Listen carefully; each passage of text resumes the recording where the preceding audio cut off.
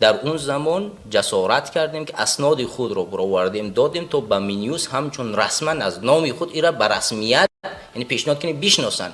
اون زمان کدام نفر آماده بود که بیاید پاسپورت خود رو بدهد، نام نسب من بیاید از نام من سازمان بکشه، سازمان سیاسی. یعنی تو این درجه جدی هست که به خاطر اینه که هیچ نفری از اون انسان‌هایی که در اون ملاقات با کرامت شریف با شما حضور نداشتند، از نفرانی که در زندان نیستند، به همون خاطر شما با خلاص آمدید که من باید این رو زنده کنم. اما در اینجا سوال پیش میاد عبیدالله سعیدی، شما یک حرکتی که مثلا چندین سال پیش تشکیل شده بود و یک سازمان و بعدا آهسته آهسته وقتی که شما در سیاست قدم ماندید و این سازمان رو از داخل گروه 24 دوباره یعنی به زندگی آوردید، نمیشد که مثلا یک حزب سیاسی یا اینکه حرکت سیاسی جدا از سازمان جوانان برای تاجیکستان برای احیای تاجیکستان به خاطر نداشتن اختلاف با دیگر مخالفینی که به این نظر هستند که شما این میراثی حرکت سیاسی را دارید دزدی میکنید؟ یعنی همین خیلی فهمیش شده است از دیدگاه بسیاری اشخاصی که بنده با اونها صحبت داشتم. این حرف میتواند موجود باشد، اما باید ما به واقعیت نظر بکنیم. من همطوری گفتم وقتی که ما اسمای خود را رسما نوشتیم در اون زمان حتی بود شخصی که دیپلم حقوق شناسی داشت، جوانی تحصیل کرده بود. من اون زمان گفتن که برادر بیایید کسانی که تحصیل کردن باید پیش بروند، کسانی که زبان میدونن باید پیش بروند و هیچ نفر جسارت نکرد چهره خود را آشکار بکند و هیچ کس جسارت نکرد پاسپورت خود را بسپارد و در اونجا از اسم او تشکیلات بسازند رسما. یعنی تو این درجه ترس وحشت در اغلب اشخاص بود. وقتی به اروپا آمدیم اشخاص یا که به ترکیه رفتن، بعضی از اشخاص چهره‌های خود را آشکار کردن و دارای کدوم سازمانی شدن، این به من ربط ندارد. وقتی که من به کشوری اروپا سفر کردم و بعد از دزدیدن مقصود ابراهیموف در سال 2015 یک انجمن تشکیل شد، انجمن نیروهای سازنده تاجیکستان. در داخل همین انجمن اینها تشکیل کردن انتخابات گذراندن که سازمان جوانان راهبرش معروف لنگرچیف شد و معاونش محمد صابر عبدالقاهر. من رسما در سامانه فیسبوک خودم نوشتم که من معاون سازمان جوانان برای احیای تاجیکستان این قرار را قبول ندارم. این قرار بدون شاگردانی مقصود ابراهیموف و بدون تصمیم شورای سازمان صورت گرفته. انجمن یک نهادی ائتلافی است. او چی حق دارد که رئیس یک سازمانی که وارد می شود قبول کند؟ سازمان گروه ها میتواند رئیس انجمن را تعیین کنند، نه انجمن میتواند رئیس گروه ها را تعیین کند، چون کار یک گروه کار داخلیش است. رئیس او گروه باید همون گروه تصمیم بگیرد. این خلاف معیاری هر یک سازمان است. من این رو در سامانه خود نوشتم و نپذیرفتم. بعداً برادر ما سهراب ظفر اون زمان عضو شورای انجمن بودن، به من برآمدن گفتن که این کار من حل میکنم. زنگ زدن همین چیز از پاک شد، ولی بعد از 2 ساعت دوباره همین چیز نشر شد و اینا مبارزه خودشون را یعنی معروف لنگرچیف راهبر شد. این چیزی که ما قبول نداشتیم و سپس بعد از 1 سال مبارزه دوباره معروف لنگرچیف از وظیفه کنار رفتن و محمد صابر عبدالقاهر را رئیس گذاشتن که بعد از 6 ماه مبارزه توانایی اداره نداشتن، نه کادر داشتن، نه توانایی داشتن، نه وبسایت ساختن، هیچ کاری برای این سازمان نکردن و مجبور شدن که بیان زیر هیئت گروه 24 در یک قالب ایره قرار بدهند و او شد بخشی از کادرهای گروه 24. درست. همین سازمان تنها رخنه‌ای در مابین شما با گروه 24 ایجاد کرد و شما پس از اونجا بیرون شدین، یا اینکه چیزهای بیشتر از این بودن؟ اگر برای تماشابینان یعنی بتوانید بفهمانید چی گپ شده است، چون این آهسته آهسته دارد این کار یک راه دیگر را میگیرد و با اینه که با بسیاری سیاستمدارها صحبت داشتیم آنها به این نظر هستند که خوبتر میشد که عبیدالله سعیدی با این انرژی که دارد بتواند یک حزب سیاسی تشکیل کند و این را دوباره زنده کند و از یعنی به زندگی بیارد یک حزب یا ایده را. نمیتوانست که همین همه چیزها یک طرف باشن، اختلافات را مثلا دور بگذاره، کنار بگذارین و یک راهی بگیم که نیترال را برای خود انتخاب کنین که همه چیز تنها از خود شما باشد؟ ایده شکی نیست که میشه چون این کار کرد، ولی اینجا سببی برآوردن من باعث کردید که این سازمان جدا بگردد. چون وقتی که ما در شورا بودیم یک مشکلاتی به میان آمد، من از تمامی بچه ها بخشش پرسیدم و گفتم که برادرها همین اشتباهی به میان آمد، من خطای خود را قبول میکنم و از تمام شما بخشش میپرسم و من رسما از سازمان، از گروه بسیار خارج میشم و من از شورا خارج شدم، ترک کردم. تمام رسانه ها گروه از جاهایی که ما جلسات میگذاردیم خارج شدم و به اختیار خود برآمد. فردا به من برآمدن گفتن که التماس این کارو نکنید، این کار اصلا نه خلاف حرکت است، که بسیار کاری ساده ای است که در گذشته معاون گروه چون این کارو کرده بودن، این یگان کاری چیزی نیست، بیاید میشینیم با هم صحبت میکنیم. ما دوباره برگشتیم به شورا و در شورا صحبت داشتیم که در شورا نسبت من توهین شد و من گفتم که برادرها اول نسبت توهیناتی که انجام داده شده اول بخشش بپرسن، تا زمانی که بخشش پرسیده نشود من نمیتوانم صحبت کنم. اینجا بسیار بلندگپی به میان آمد که نه تو حالا فلان و بیسمدان کردی، تو کی هستی که ما توهین. به علاوه اینی که اینا به توهینات کردن بخشش نپرسیدن، بلکه به زوری، یعنی ما در پیش ما می بودی شپات و مپات و یعنی به زوری. این زور در هیچ جا قبول نیست. وقتی که به تو زوری میکنن در جایی که اونجا اهل فکر تفکر یعنی با اندیشه باید تصمیم گیری شود، به زوری و به این معنا میآیند مبارزه میبرن، چگونه انتظارات دیگر رو باید داشت. و بر اساس همین بعدا من خارج شدم و اونا گفتن که ما تصمیم گرفتیم که تو یعنی عصبی شدی و باید در اساس این عصبانیت باید از یعنی به وقفه بروی و بعدا که یک آرام شدی بعد یک جلسه میگذاریم صحبت میکنیم. و من بخشش من در همین جگه به شما میبرم، بعدا در این سوال میاییم. همین که از یادم نرود، همین فرهنگ بخشش پرسیدن و فرهنگی زوری از نگاه شما در کجا در مبین مخالفین پیدا شد؟ یعنی از زمانی که مثلا ما از سال 2012 وقتی که مبارزه را آغاز کردیم آهسته آهسته رسیدیم به یک جایگاهی، همین بخشش پرسیدن و یک مخالفه را انجاندن، همین ها از کجا منشأ گرفتن؟ یعنی چی رخنه ایجاد شد در کل در مابین جوانان، در مابین اون اشخاصی که در حزب و حرکت ها یعنی در جریان هستند و با اونها هستند، از کجا همین فرهنگ پیدا شد؟ چرا باید من از شما بخشش پرسم یا اینکه شما از من بخشش پرسید یا اینکه من به شما زور بگویم و شما به کس دیگر زور بگویید؟ اصلا ببینید وقتی شما در یک چارچوب و شما تنها باشید هر کاری که میخواهید میکنید، ولی وقتی شما در یک چارچوب در یک برنامه با هم کار میکنید در یک دایره باید او رعایت کرده شود. مثلا هر یک سازمان و هر یک حرکت برای خود یک عهدنامه داشت و اخلاق در اوج حفظ کرده میشه و بر اساس اخلاق در اوج کار کرده میشه. اگر شما در داخل همین گونه سازمان ها و حرکت ها که وارد شدید، در شکی نیست که اوج چارچوب باید رعایت کنید و اگر چارچوب از اخلاق بیرون شد دیگه شکی نیست که باید بخشش بپرسید و چکار کنید؟ ارائه کنید. مسئله دوم مسئله با تفکر تصمیم گرفتن است. در اونجا با غضب با زوری در یک هیئت نمیشه کار کرد. تو در تنهایی در خانه خودت میتونی این کارو بکنی یا که با یک رفیق تو میتونی زوری کنی وقت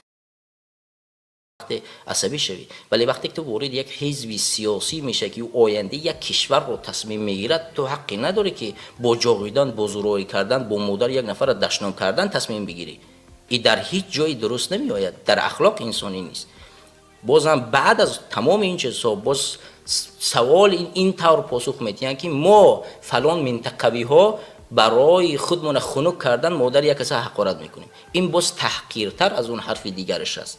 بر اساس همین باید در بعض حالتها وقتی دایره یک حزب وارد میشوی باید چارچوب اخلاق را رعایت کرد تا اینی که یک دیگر فهمی به میان بیاید، نه به زوری.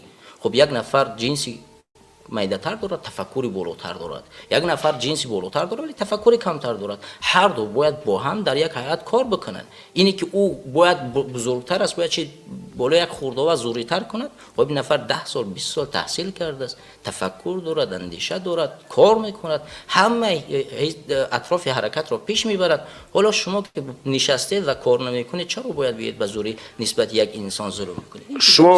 شما فکر نمیکنید که همین نداشتن یک الیت سیاسی در تاجیکستان هم از طرف حکومت.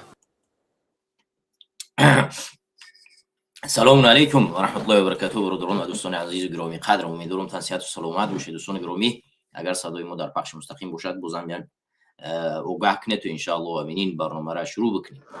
دوستان گرامی، امیدوارم که هر کجایی که باشین تان صحت و سلامت باشید. من منتظر یک پیام شما در کامنتاری همیشم تا اینکه ببینیم که صدای ما هست نیست. انشاءالله که برنامه رو آغاز میکنیم و امروز موضوعی خیلی زیادی از دوستان و انشاءالله که کوشش میکنیم کوتاه‌تر در موضوعی گوناگون صحبت کنیم، ولی یک موضوع بسیار وسیعی است که نمیشه کوتاه صحبت کرد. شاید برنامه طولانی تر بکشه.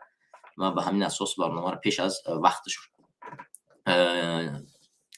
شروع کردم تا اینکه بتونیم طولانی تر صحبت کنیم و امروز شاید برنامه بیشتر دوام میکنه. برای خاطر انشاءالله همینه که کوشش تلاش میکنیم که با هم بیشتر انشاءالله صحبت کنیم. برادر صدای ما هست در پخش مستقیم؟ صدای ما هست؟ خب من اینجا پیش از اون که شروع کنیم انشاءالله یک دو سرلغه یعنی سرسخن دارم، انشاءالله این سخن رو میگیم و انشاءالله بعداً برمیگردیم به برنامه و برنامه رو انشاءالله ادامه میدیم. هست بچه صدای ما هست؟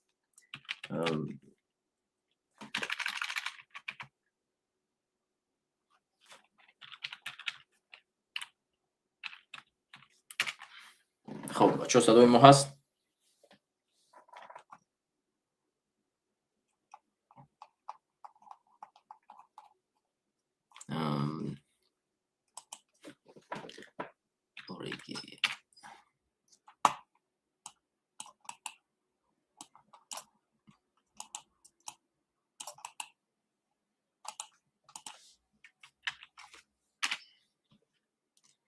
بله. خب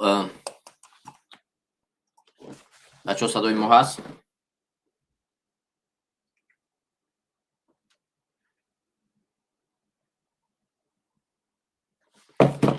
بله.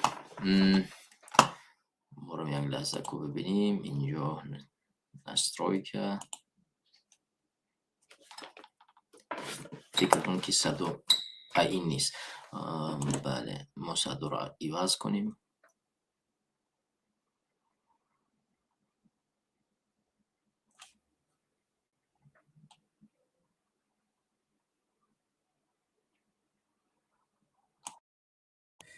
خب صدا، بله صدا رو نو تغییر داده.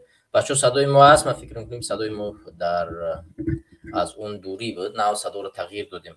اگر صدا از دوری بیاید، چون من سه تا میکروفون دارم و اون میکروفون یکیش از کامera هست و یکی از میکروفونی که بسیار مایده هست، من اگر اشتباه نکنم در کجای قرار دارد و این میکروفونی که من صحبت میکنم این میکروفونی که در نزد من است و من مطمئن شدم که همین صدا از کدوم میکروفون میرود. بعضی وقتا صدا از دوری میاد.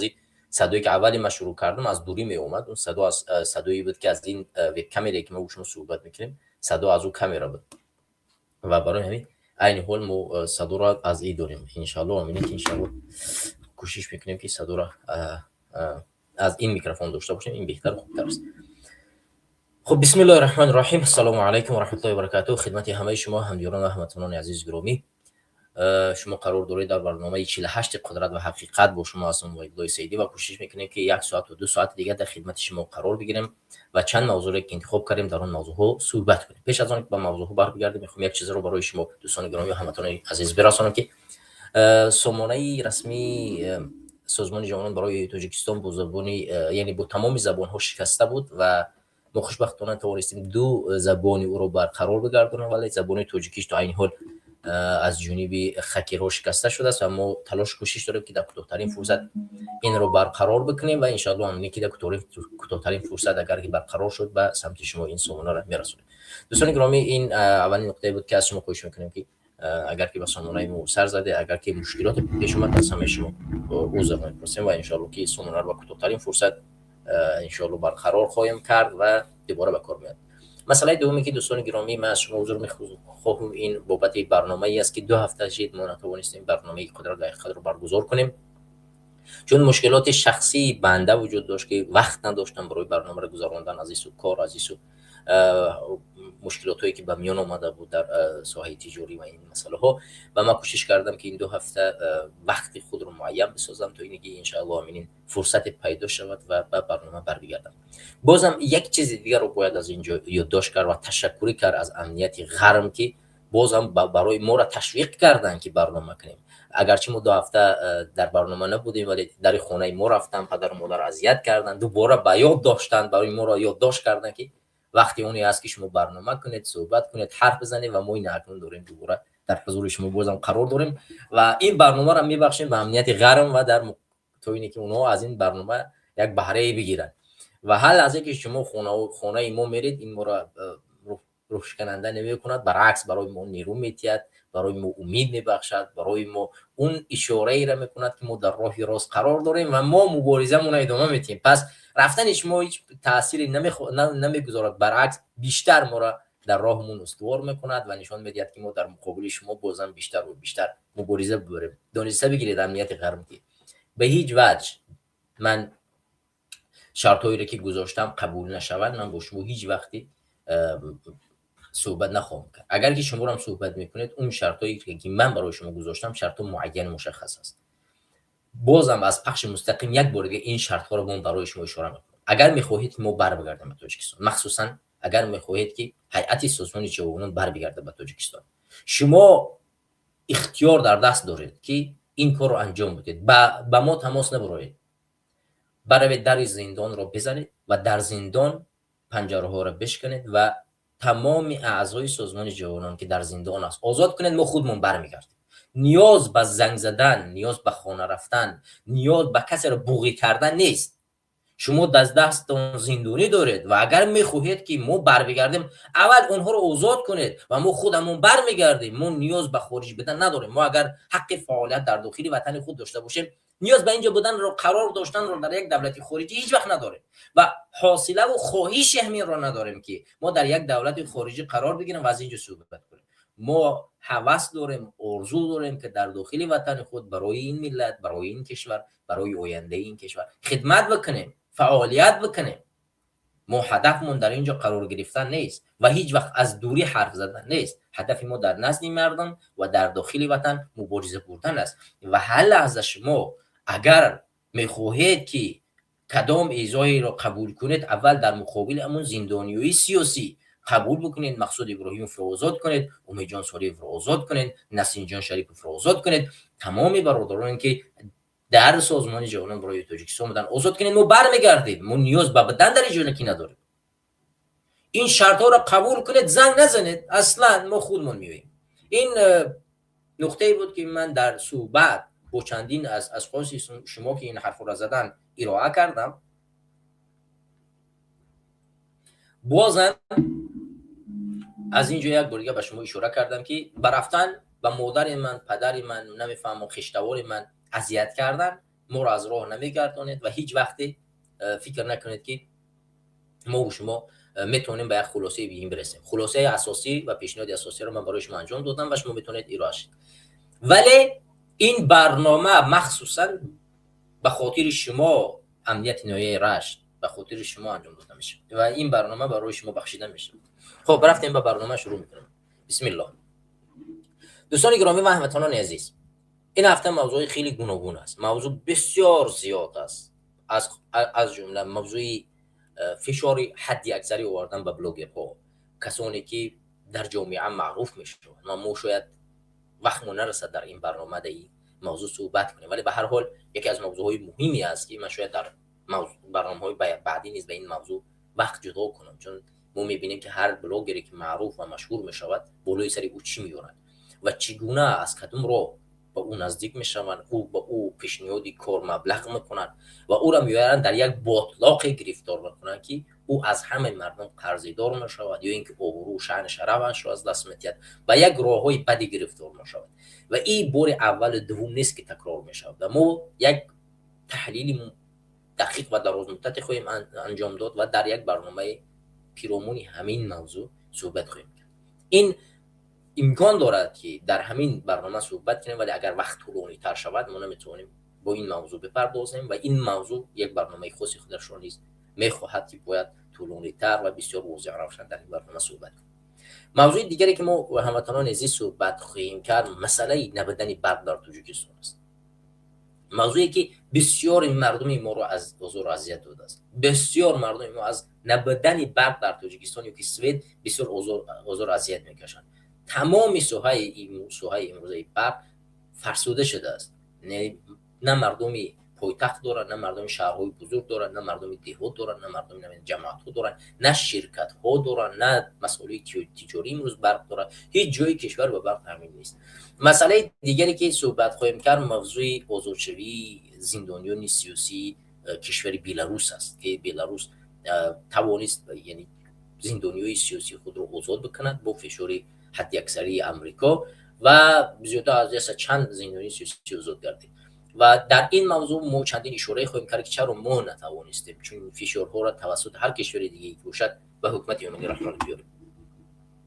مسئله بعدی که ما صحبت میکنیم مسئله کشته شدن دهها هموطن ما زندانی ما که از جنگ از فدراسیون روسیه به جنگ اوکراین برده شدن و در اونجا کشته شدن و یا پدید گشتن. این موضوع بسیار موضوع حساسی است که ما پیرامون این موضوع باید هر برنامه صحبت کنیم و از شهروندان خود خواهش کنیم که به جنگ اوکراین نروند و اگر در زندانن و در هر کجایی هستن پدر مادرای عزیز زنگ بزنین و فرزندان و خشتوار همسنف نمیفهمم رفیق هر کسی که نباشد زنگ بزنید بگویید که با شما مغزشویی نکنن، فشار نیارن، به هیچ وجه به جنگ نروید، جنگ مال ما و شما نیست و به ما هیچ اثری ندارد، فایده‌ای ندارد و نباید در چنین جنگ‌های شرکت کرد. ما با این موضوع میپردازیم چون میبینیم که در همین جنگ هزارها شهروند تاجیکستان متاسفانه کشته، مجروح و ناپدید میگردند.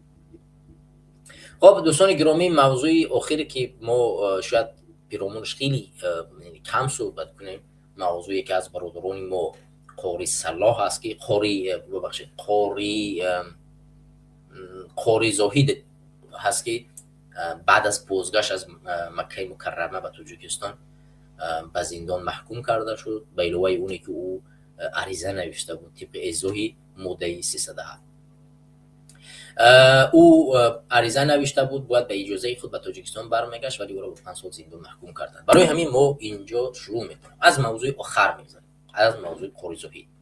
دوستان گرامی، در این موضوع بسیار کوتاه صحبت میکنیم ولی به هر صورت چون من امنیت رش را در اولی برنامه یک اشاره کردم و گفتم که این برنامه را برای شما میبخشم، بر اساس همین ما موضوع را از قاری زاهد شروع میکنیم چون قاری زاهد بسیار یک پرونده معین مشخصی است که به ما ربط دارد که وقتی ما را در خانه‌مون میروند و فشار میارن پدر مادر را که بیایید به فرزندتان فشار بیارید که بر بگردد، اینجا این پرونده معین است که در صورت بازگشت ما به تاجیکستان چه اتفاقی میافتد.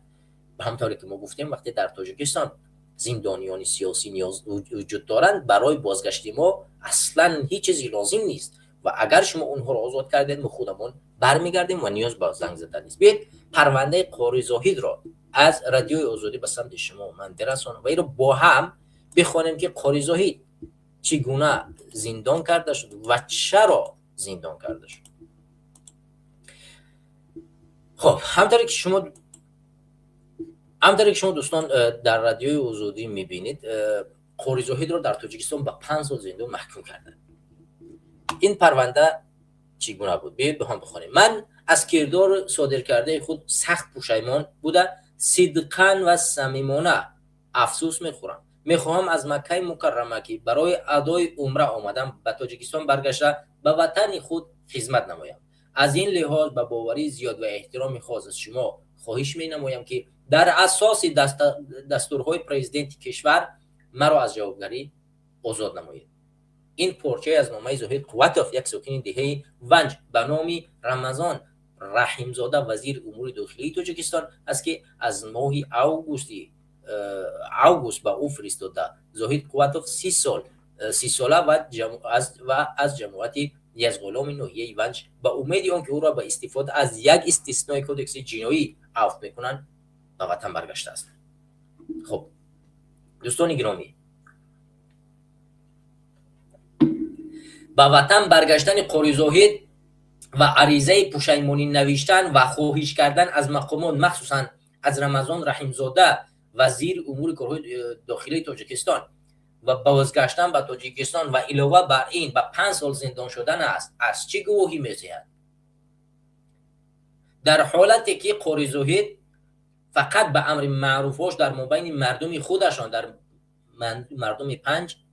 مردم ونج در اونجا صحبت میکرد و در مابین همون مردم خود مردم رو به دین و دیانت دعوت میکرد.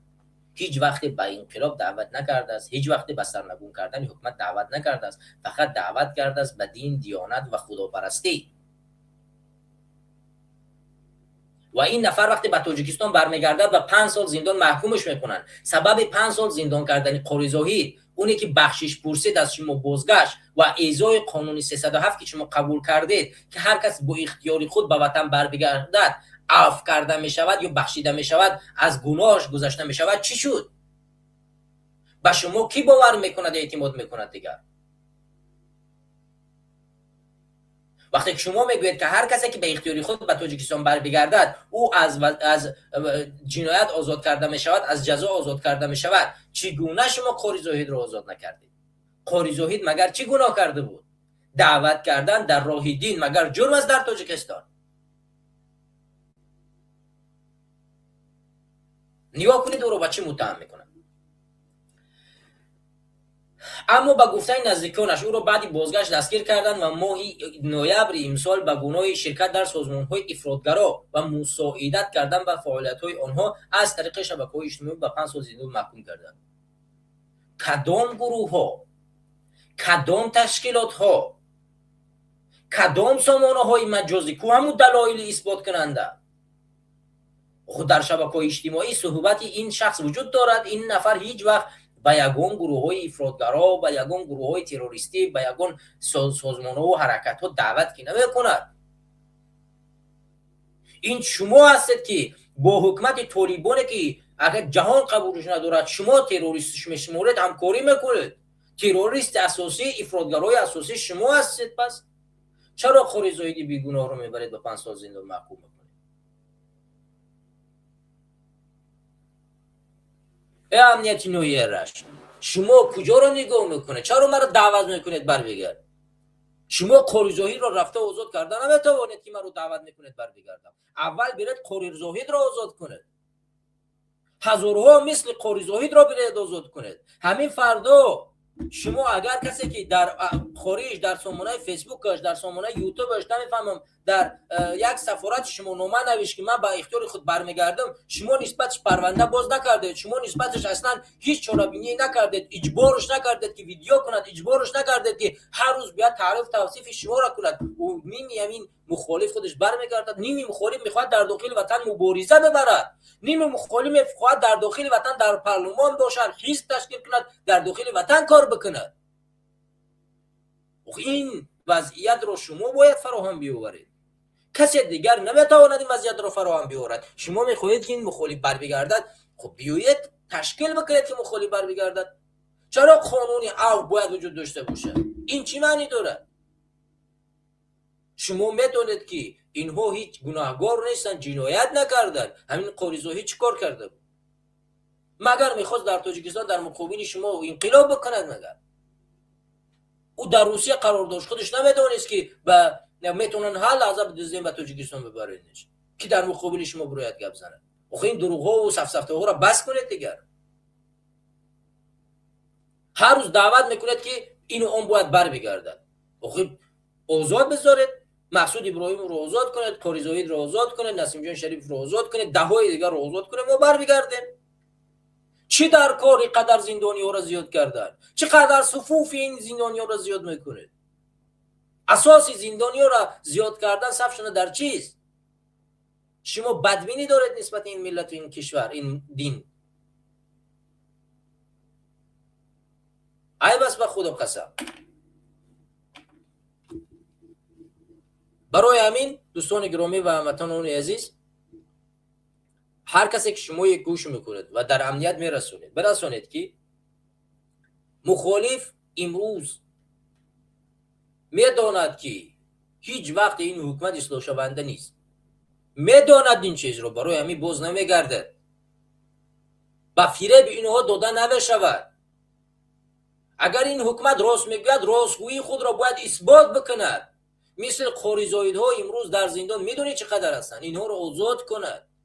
هر کسی که به گناه افراط‌گرایی زندان شده است، به گناه همکاری کردن بین حزب و حزب، بین حرکت و اون حرکت ها زندان شده است، آزاد کنید بدون چون و چرا. باور کنید همین مخالفا خودشون برمیگردن، همین مخالفا خودشون میرن در داخل وطن کار و زندگی فعالیت میکنن. دیگر بخشش در کار نیست از جانب شما، خودشون برمیگردن.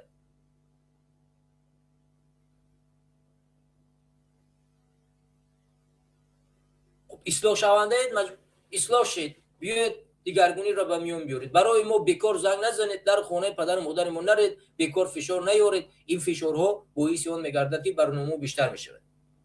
بگذاریم به موضوع دیگه برادران گرامی، چون موضوع خیلی زیاد است، کوتاه صحبت کنیم بتونیم در موضوع صحبت کنیم. موضوع دیگری که ما صحبت میکنیم دوستان گرامی و هموطنان عزیز، مسئله ای است که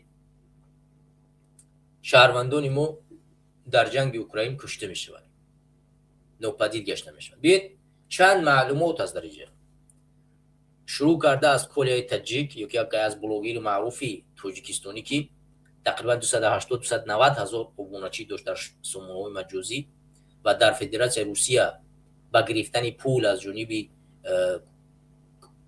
کارفرمانده ها که پولی مهاجرای مهنتی رو نمیدادن، رفته با اونها جنگ میکرد، بحث میکرد، پول اونها رو میکشید میگرفت و خدمت های زیادی در این ساحه انجام داده بود و سپس او رو با یک جرم متهم کردن و بردن وارد زندان کردن و سپس اجباراً به جنگ اوکراین بردن و یک مدت ناپدید گشت. سر و صدا زیاد بود که کلیه تاجیک کشته شده است، ولی سپس بالاخره 2 روز پیش معین گردید که کلیه تاجیک از دنیا درگذشته است و کشته شده است و او را به تاجیکستان بردن. در حصار دیروز اگر اشتباه نکنم جنازه‌اش بود. این اولین نفر نیست. همونطوری گفتم ما در یک برنامه طولانی پیرامون اشخاص مشهور صحبت میکنیم که کلیه تاجیک جزئی آنها هست که ده بلاگرای دیگه است. این موضوع نیست، اما باز هم ببینید که کسی که خدمت میکند میخواهد خدمتگار این ملت باشد، چگونه به خدمتگارهای ما ظلم و فشار میارن و نشان میدهند که هر کسی که در مقابل حکومت میایستد، هر کسی که ضد ظلم میبراید و از هموطن مظلوم خود دفاع میکند، او را میبرن اتهام میکنن، زندان میکنن و سپس میبرن به جنگ میکشن. ولی همین نفرایی که کلیه تاجیک براشون خدمت کرده بود، چند نفرش سر و صدا کرد، چند نفرش آواز بلند کرد، چند نفرش خیس حرف زد، معین نیست و مشخص نیست و امروز هم هیچ نفر از اونها صدا بلند نمیکنن. این نشانه چیست؟ نشانه اونی است که هر کسی که مثل کلیه تاجیک فردا اگر براید از این ملت دفاع بکند، فردا چور میکنن، میبرن زندانش میکنن، میبرن با اتهام دروغی 20 سال زندان میکنن، میبرن در جنگ اوکراین یا که در جنگ نمیفهمین اون میکشنش. همین 2 روز بعد زنگ تلفن مادر منم اصلا همین حرف زد، گفت این مردم به جای اونی که از تو تشکر کنن به تو لعن میفرستن، چرا باید برآمد بکنی؟ چرا باید حرف بزنی؟ به خاطر کی؟ از این مردم چی فایده است که براشون حرف میزنی و گپ میزنی؟ هر روز در خط بازار و کوچه ها نسبت تو حرفای بد میزنن، چرا باید برای این مردم دلسوزی بکنی؟ ولی من مطمئنم که فردا ما رفتیم انقلاب کردیم، همین مردمی که بد زبانه که امروز بد میگوید با اولین شده لسکو همین ها میشود. همین انسان هایی که حرفی بد میزنن مثل چاپلوس های امروزه که امروز رحمانوف رو میلیسن، مثل همین ها با این حاکمان جدید رو میلیسن. مطمئن باشد که این گونه است. برای همین ما با اون حرفای بدروغی که از زبان کثیف بعضی ها در قد و کوچه و بازارها میبراید و حرف میزنن هیچ وقت نظر نمیکنیم. ما میدونیم شما کی هستید. شما غیر از اون زبان کثیفه که رحمانوف رو امروز میلیسید و فردا حکیمان جدید رو میرسه چیزی دیگری نمیدونیم. شما میدونیم که شما هم این کار هستید. شما لسانی هستید، کسانی هستید که فقط برای لسیدن تولد شدید، به خاطر زبان دراز کردن در مقابل مخالف، در مقابل مجاهد هستید و شما حکیمان رو فقط میرسید. شما دیگه جسارت ندارید از اون بالاتر کار بکنید. شما را مادرانتون هم این گونه بودن که این گونه تولدتون کردن و امروز در قد کوچه و بازار در مقابل مخالف و مبارز و مجاهد حرف میزنید. خاکی پای یک مخالف یک مجاهد نمیشوید. شما یک حرف مبارز، یک حرف مجاهد، یک عمل مبارز مجاهد 100 برابر عمل حرف شما بالاتر است. حرف شما در پیش زنتون نمیگذرد، در پیش فرزندتون نمیگذرد. شما حرف هم ندارید. اگر این حرفی مرا زن تو بشنود در رو توف میکند. میگون اینها هستند مردایی که در مقابل ظلم و ستم خستن بر آمدن. امروز در خونت برق نداری، مثل زنک شیشتی حرف نمیزنی که من در خونم برق ندارم. امروز میره در روسیه 10 سال زندگی میکنی، حق آمدن برگشتن به وطن نداری، چون میای فرزندت گشنه میمونه بیناموس. برمیگردیم یا بیناموس فرزندت گرسنه است در خونت. یه ماه ایستاده نمیتونی بعد از 2-3 سال در روسیه زندگی کردن، کار فعالیت کردن. وقتی این مجاهد حرف میزند در فکری تو است، در فکری زن و فرزند تو است. به خاطر خودش حرف نمیزند، خودش در بهترین زندگی دارد، ولی ناموس انسانی، ناموس مسلمانی، ناموس وطنداری این اجبار کرد که برایت حرف بزند تا توی بدبخت بیره و آزاد بکنه.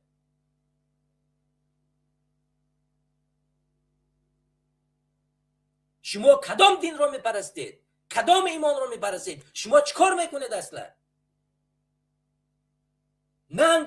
ننگ است برای شما مرد بودن. اگر من میدانستم شما دخترت، شما زنت، من این حرف رو نمیزدم. مردهای زن صفتی هست در قدی کوچه و بزرگ این حرف رو میزنید. حد امکان توانایی دفاع کردن نداری، همون زبانی کسی فتر رو نگاه داشتن نمیتوانی. آخه زنی تو همین حرفی مرا فردا بشنود چی بگوید در روی تو؟ برق ندارد، در بر شوهرش نیست، پدری فرزندش در بر فرزندش نیست، نون او نمیفهم خوراکواریش فراوان نیست. تو را چی میگوید؟ هر روز رحمان نسبت روسریش خیانت میکند، آزادیش رو از بین برده است. فرزندت قرآن درس خواندن نمیتواند، دخترت مکتب از لباسی اسلامی رفتن نمیتواند. تو را چی میگوید اون مادری فرزندان؟ اون زن چی میگوید تو را؟ تو را میگوید مرد تو نیستی، مرد تو نیستی، تو کثیف بی‌ناموس، شعار نداری، این مردی نداری، تو انسانیت نداری. تو را چی میرسد در مقابل یک مجاهد عرض زدن؟ ننگ بر تو، بر این تاجیک مسلمان. ننگ. هموطن تو امروز میرود در خاک اوکراین از زندان مجبوری برده کشته میشود، شاید دادری تو باشد. از همین ناحیه ایرش زیاده از 10 تا نفر رو روان کرد، 10 تا تابوت روان کرده. او شاید بچه عمک کسی باشد، فرزند کسی باشد، شوهر کسی باشد، دادر کسی باشد، فرزند کسی باشد. به ناموس. اگر من اینجا حرف نزنم، اگر اینجا من مبارزه نبرم، 10 دیگر مثل من جهاد نکنن، مبارزه نبرن، هر روز این ملت رو میبرن میکشن، زندان میکنن بدبخت. حال ما هستیم که بیشتری تعدادی اشخاص رو سراشون میزنیم، روحیه‌شون رو عوض میکنیم که نروند در جنگ شرکت نکنن، نروند در فلان جا کشته نشود.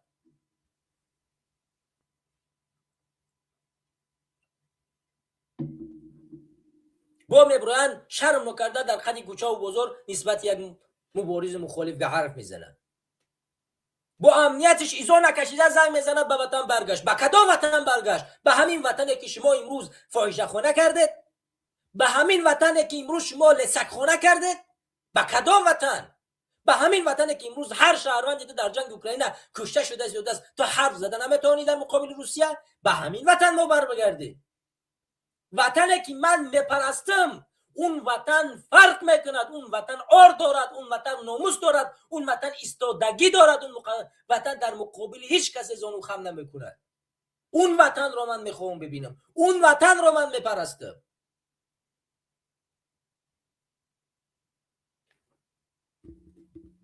به خدا عیب و شرم است. شرم کنید.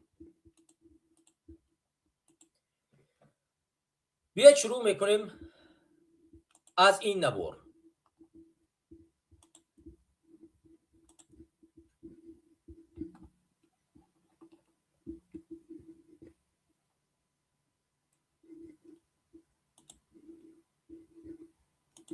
тоҷикистон ҷаҳонгир пулодов як шаҳрванди тоҷикистон дар ҷанги зидди украина бедарак шудааст. ба гуфтаи наздиконаш ҷаҳонгири 32-соларо ҳанӯз ҳангоми адои ҷазо дар муассисаи ислоҳии вилояти Владимир ба сафи нирӯҳои Русия ҷалб карда аз он ҷо ба ҷанг дар зидди Украина равон карданд. من به کماندیرش زنگ زدم. آنها گفتند که هیچ کمکی کرده نمیتوانیم و یگان معلوماتی نداریم. به وزارت مدافع این کشور زنگ زدم. آنها هم گفتند که به نام و نشان گم شده است. манучер нақл кард ки то анҷоми муҳлати ҷазои бародараш ҳамагӣ 3 моҳ монда буд ва умед боист моҳи октябр озод мешуд. аммо охири моҳи июл ҷаҳонгир ба онҳо занг зада хабар додааст маҷбур шуд шартномаро имзо кунад. манучер бовар дорад ки бародараш таҳти шиканҷа ба ҷанг рафтааст. ӯ мегӯяд дар яке аз тамосҳо ҷаҳонгир ашки чашмашро дошта натавониста ба ин кор иқрор гаштааст. дар яке аз паёмҳои видеояш ҷаҳонгир пулодов гуфтааст ки дар як полигон қарор дорад ва алоқа дар ин ҷо мушкил аст. صبح ساعت 4 برآمدیم تا حالا راه می رویم. گفتن شاید ساعت 12 به خانه برگردیم. همینطور در این پلیگون سرگردانیم. در اینجا علاقه خیلی بد است برادر. تو می نویسی اما من جواب دادن نمی توانم چون در پلیگون علاقه قطع می شود و بالای تپه می برایم کمی می آید. پایان می فرایم تماما ناپدید می شود. همین خیلی است وضع. дар паёми охирини видеоӣ ӯ ба бародараш хабар додааст ки рӯзҳои наздик онҳоро ба ҷанг ворид мекунанд. برادر من به تو نصف روزه خبر می دهم. احتمال 9 یا 10 روان کنند. خلاصه هیچ کس هیچ چیز را نمی داند. من به تو بعد انق می گویم. حاضر ما می گردیم همین کار و وظیفه‌های نو را می آموزیم. فهمیدی برادر؟ ба гуфтаи манучер бародараш ба қисми низомии 11740 фиристода шуда буд ки ба бригадаи мотопиёдагарди 164 тааллуқ дорад. кори ин қисм ҳамла будааст. бародари ҷаҳонгир ҳадс мезанад ки шояд вай дар ҷанг захмӣ шуда бошад, зеро ҳамаи талошҳояш барои дарёфти маълумот нисбати ӯ бенатиҷа буданд. هم خدمت‌هایش میگویند که 5 نفری آنها را برای وظیفه روان کرده بودند. 4 نفر هم خدمت‌هایشان برگشتند. همه آنها تاجیک بودند. و من نقل کردند که گویا به جهانگیر درون حمله کرده است. او افسیده است و هم خدمتش رد او را گرفته است. بعد از چند روز آنها به جای حادثه برگشته دیدند که نه جسد و نه استخوانی از وی نمانده بود.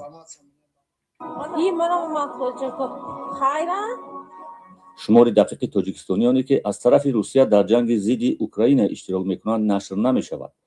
ҳабибулло воҳидзода додистони кулли тоҷикистон дар моҳи август гуфта буд ки чунин омор мавҷуд нест. вале тарҳи давлатии зистан мехоҳам дар украина моҳи майи соли ҷорӣ номи 931 зодаи тоҷикистонро нашр кард ки аз ҷониби русия дар ҷанги зидди ин кишвар иштирок доранд. ҳамин тарҳ дар моҳи сентябр рӯйхати 446 зодаи тоҷикистонро нашр кард ки дар ҷанги украина кушта шуданд.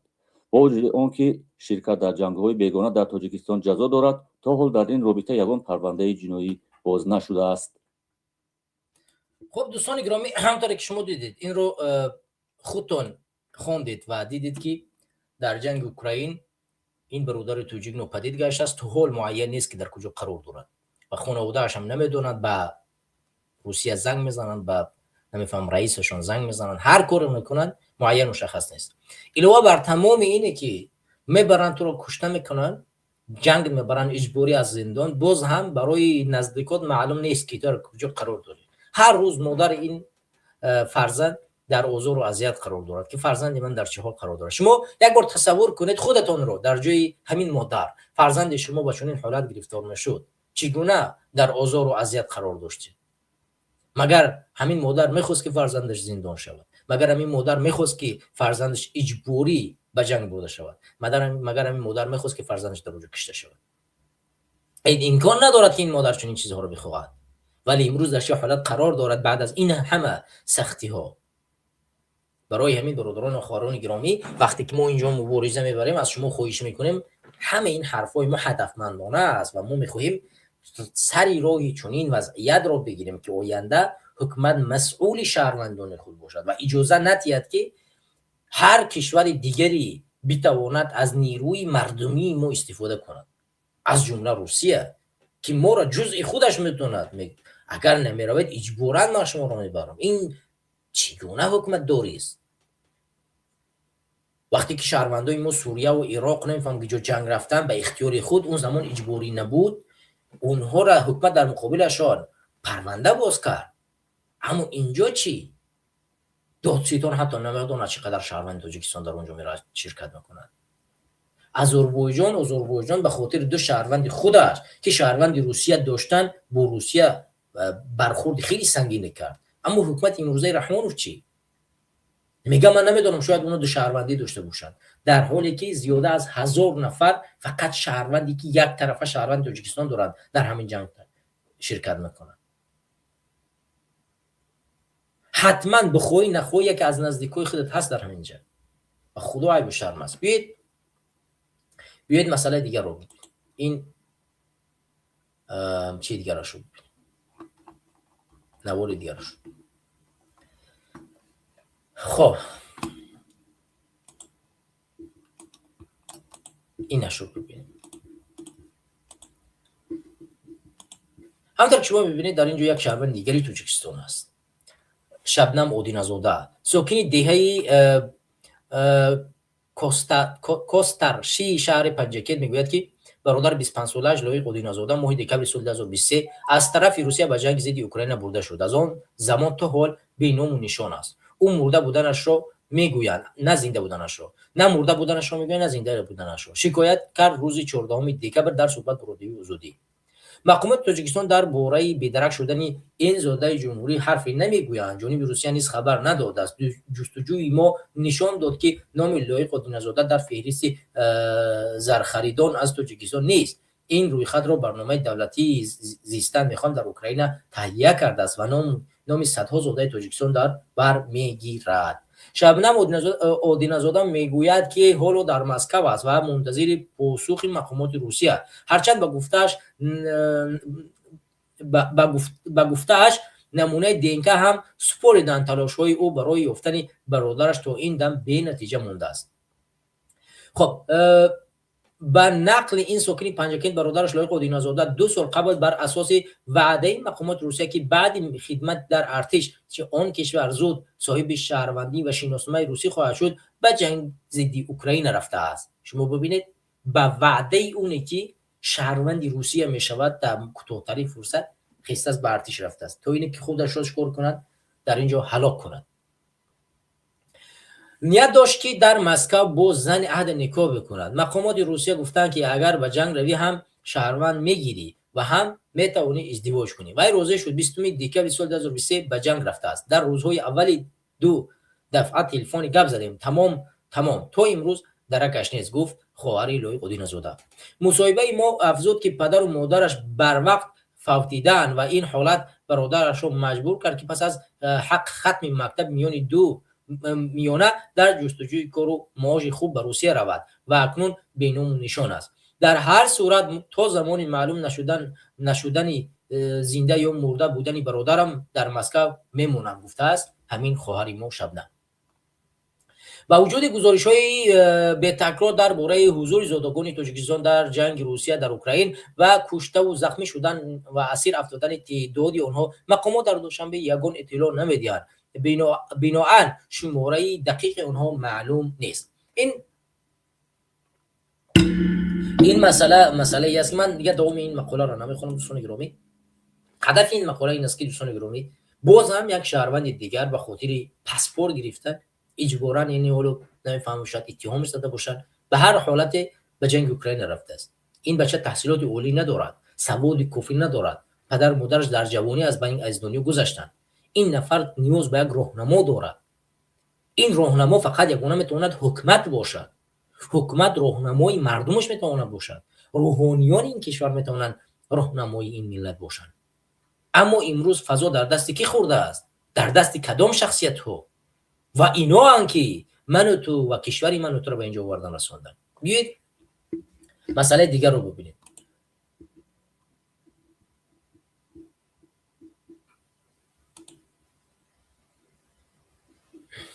بیایید مسئله دیگر رو ببینید. این مسئله رو ببینید.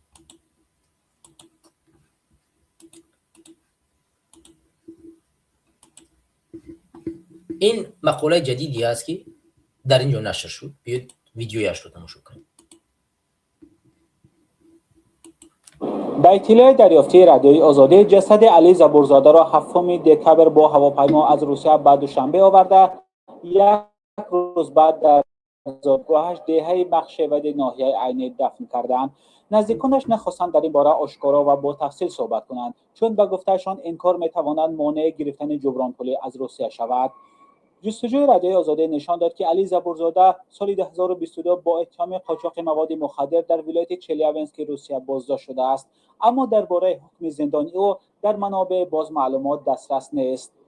با اطلاع دریافتی، مرد 17 قبلا سفرعلی نام داشت و بعد یک بار اخراج شدن از روسیه نامش را به علی تغییر داد. یکی از همدهه‌های علی زبورزاده به رادیوی آزادی گفت وی دوام قریب 10 سال اخیر در روسیه کار و زندگی میکرد.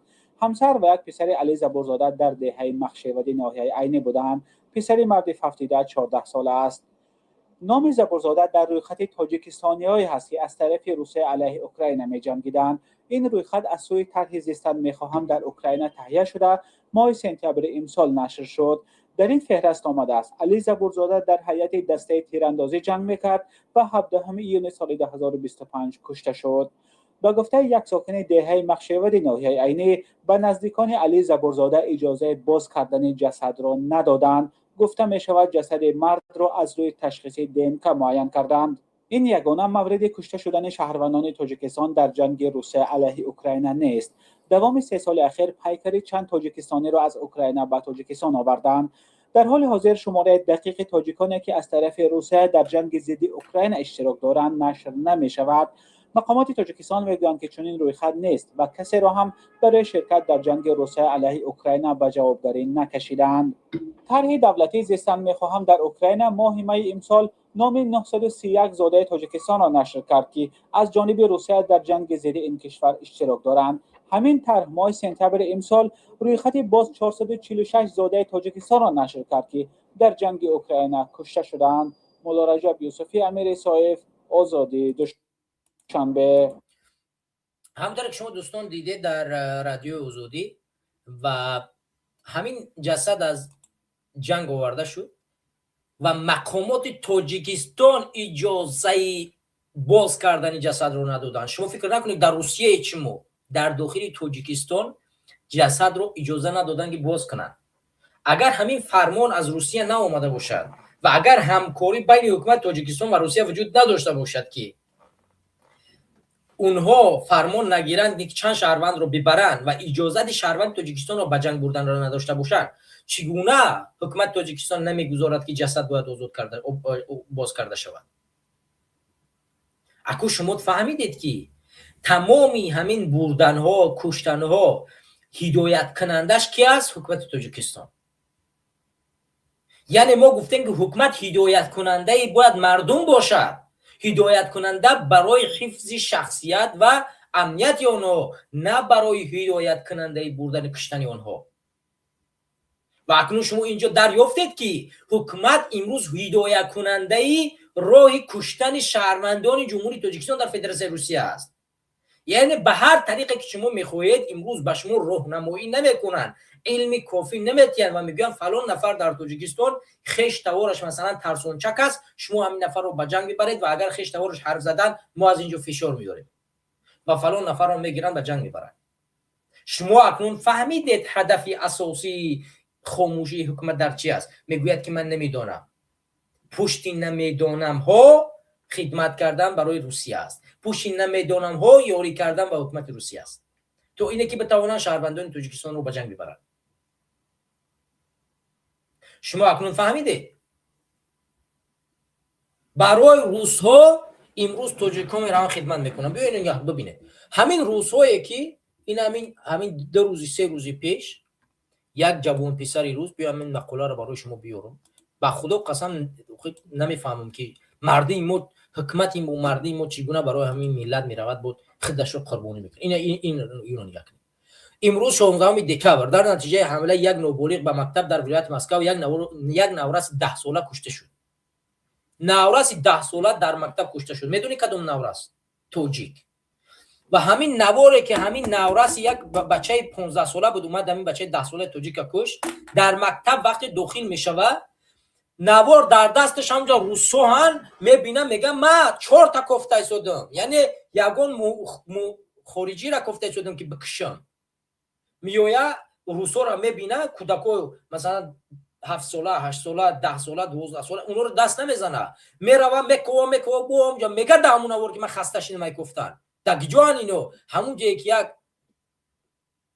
یک نورسی توجیک را میبینه 10 ساله همون را به قتل میرسونه اینقدر بدبینی نسبت ما دارن و باز مقامات ما با اینو همکاری میکنن برای اینو باید ما بریم در روج جمع بدیم به خاطر نمی قاتل که نمی قاتلا بیایم با ما را بکشن ما میریم در جنگ اوکراین از اینو دفاع میکنیم به خدا ننگ است بیایید رو بخونیم اگر نوار داشته باشه نوارش رو تماشا میکنه ولی نوار نداره بیایید بخونیم بنا به گزارش بخش روسی رادیو آزادی حملهگر نابالغ به کرد به مکتب در ناحیه اودینسو وارد شده اول پاسبان و سپس یک پرستار را تیغ زده است نورسی کشته شده که از او رسانه‌های روسیه قابل جان نام بردن توجیک است و بر اثر زخمی و عمیق جان داده است مادر او در همین مکتب فراش بوده است یکی از همسایگانش این عائله به رادیو آزادی گفت که این زن پس از مرگ شوهرش 2 فرزند را به تنهایی بزرگ میکرد ریاست امور داخلی مسکو میگوید که حملهگر دستگیر کردند رسانه‌های روسیه نوشتند که او در صف 9 میخواند بنا بر مرامنامه‌ای که او به همسنفانش فرستاده است پیرو نجات پرستا بوده مرگ مسلمانان یهودیان ضد فاشیستان و لیبرال ها را شعار خود نامیده است در اینترنت ویدیویی که حملهگر برداشته است نشر شده او هنگام روبرو آمدن به گروهی از خوانندگان و معلمانش از آنها میپرسد که ملتشون چیست در برابر سبب‌های جنایت هنوز چیزی نگفتند مقامات به اتهام کشتار و قصد کشتار پرونده جنایی باز کردند شما ببینید همین نجات پرست میپرسد اول که ملت شما چی است اگر ملت توجیک نباشد یا که ملت دیگر نباشد تو را به قتل نمیرساند کسی را میکشد که او توجیک است او خارجی است باز همین خارجی ها یعنی ما میریم به خاطر همین ها در جنگ میجنگیم مقامات ما به علاوه اینه که یک مادری که شوهرش از دنیا گذشته است 2 فرزند رو خود به همون جا همون کلینینگ یا اینکه تازه کنه کار میکند با بیان حمایت کنن چیکار میکنن خاموشی را اختیار کردن خب یک جوان رو کشتن 10 ساله با اجازت میتین شهروند تاجیکستان برود در جنگ بجنگد گفته این برادر ما تاجیکستان به پیش خب بیایید میگذاریم به موضوع دیگر اگر در این موضوع ما صحبت کنیم برادر و خوران گرامی مطمئن باشید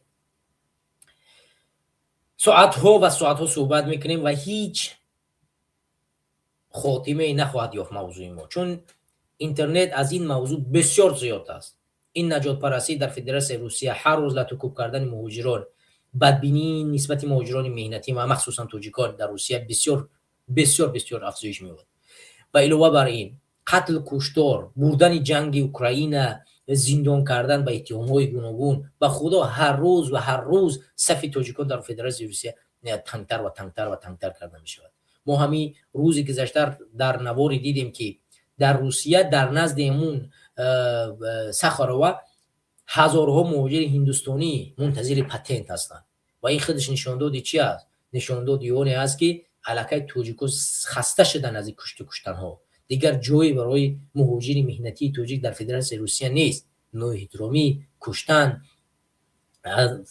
تهدید و فشار آوردن تحقیر کردن خب ناچیز شموریدن این بسیار فشار آورد بالای مردم ما و ما امیدوارم که اگر حکومت امروز یعنی اصلاح نمیشود مردم ما اصلاح شود مردم ما درک کند که دیگر روسیه برای اونها جا نیست جوی زیستی نو رو پیدا کنند جوی کاری نو رو پیدا کنند و امیدی نو رو باید پیدا کنند برمیگردیم به موضوع دیگر دوستان گرامی امام علی رحمان در یک موضوع دیگر هست ولی من موضوع دیگر رو میگذارم به بعداً صحبت میکنیم یا اینکه بیایید این موضوع رو صحبت کنیم بعد موضوع ایمالی رو بگذاریم. موضوعی که بسیار کوتاه صحبت میکنم، بسیار کوتاه در این موضوع صحبت میکنم، میگذارم و نیاز نیست که در این موضوع طولانی صحبت کنم، چون در اینجا کمبودی ما هم هست و ما باید حد امکان بعضی حالاتو کمبودی خود رو نیز بگوییم تا اینه که دوستان بدونن که ما پذیرش تنقید وجود دارد در ما و ما باید تنقید از خود بگوییم. خب بلاروس 10 زندانی رو آزاد کرد. خب پس از آن که واشنگتن درباره امکانیت بیکار کردن تحریم‌ها علیه صادرات نیروهای مینرالی بلاروس سخن گفت، مینسک روز 13 دکبر 10 زندانی را آزاد کرد. با گفته نمایندگان آمریکا، رسانه‌های بلاروس، سازمان‌های حقوق بشر و از مقامات اوکراین، رئیس جمهور بلاروس الکساندر بجای مقامات بلاروس رئیس جمهور بلاروس الکساندر لوکاشنکو در عموم 123 زندانی از جمله بعضی از نمایندگان مخالفان را بخشیده است. در بین آنها که از زندان رها شدند، یکی از راهبران اعتراضهای سال 2020 ماریا کلاسینسکی و برنده جایزه نوبل الیس بلیاتسکی نیز هستند. دنیس کوچینسکی نماینده راهبر مخالفان بلاروسی است. سویتلانا تیخانووسکا گفت که همه محبوسان سیاسی رها شده سلامت هستند و بلاروس را ترک کردند. مقامات بلاروس گفتند که 114 زندانی رها شده از بلاروس به اوکراین رسیدند، 9 نفر دیگر به لیتوا رفتند.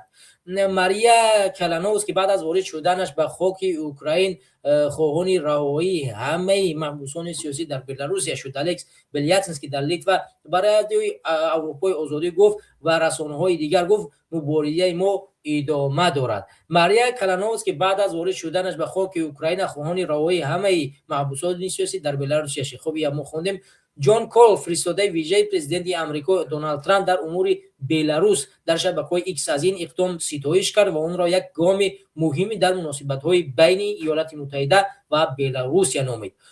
کول این چنین به خبرگزار ریترس گفت که احتمال بلاروس در ماه‌های آینده محبوسان بیشتری رها کند ولی تفصیلات نداد. خب دوستان گرامی، اینجا باید یک چیز رو ذکر کرد که واقعا مخالفان بلاروس در طول چند سال اخیر با مبارزه و فشارهای زیاد و دیپلماتیک انجام دادن توانستند کشورهای امریکا را و اتحادیه اروپا را متقاعد بسازند که باید در مقابل بلاروس تحریم ها وارد کند و بعد از تحریم ها وارد کردن فشار آوردن که حکومت بلاروس این زندانی ها رو آزاد کند. یعنی چگونه این کار صورت میگیرد؟ مثلا صورتگیری این کار این طور است که اول اینها فشار آوردن، اول اینها امریکا را کاری کردن که تحریم ها وارد کند، یکی به اصطلاح روسی سانکسیا کند و سانکسیون های وزبین در مقابل بلاروس ایجاد کردن که بلاروس اقتصادش بسیار در حالت های وزبین قرار گیره و سپس با شرط اینه که زندانی ها رو آزاد میکند و امریکا کم کم از اون تحریم ها و یا سانکسیون که انجام داده است دست میکشه یکی به یکی. اگر از این تحریم دست کشید خدر زندانی آزاد کرده میشد، از این تحریم دست کشید فلان زندانی آزاد کرده میشود و این نشان میدهد که مخالفای بلاروس توانمندن و توانستن این کار انجام بدن و ما متاسفانه تا امروز باید بپذیریم که مخالف تاجیک در طول 10 سالی که ما در اروپا قرار داریم نتوانستیم تحریم های در مقابل حکومت ایمالی رحمانوف انجام بدیم یا که فشار بیاریم که ایالات متحده آمریکا انجام بدن. ما فقط در 10 سال توانستیم یک سانکسیا در مقابل 3 بانک تاجیکستان انجام بدیم که اون اتحادیه اروپا ایرا وارد کرد و 3 بانک تاجیکستان امروز در اتحادیه اروپا ممنوع کرده شدن و این خودش از نشان داده پیروزی است، ولی باز هم کمتر است. باید مثل بلاروس ها فشار زیادتر بیاریم و تمام تلاش‌ها را باید بکنیم که این گامی که برای آزادی زندانی‌های سیاسی و برای آزادی تاجیکستان است برای مشکل کند دسترس شود. دیگر در این موضوع صحبت نمی‌کنیم، می‌گردیم به موضوع بعدی. دوستان گرامی، موضوعی که ما زیاد در اون موضوع صحبت می‌کنیم موضوع سخنرانی ایمالی رحمانوف است. سخنرانی ایمالی رحمانوف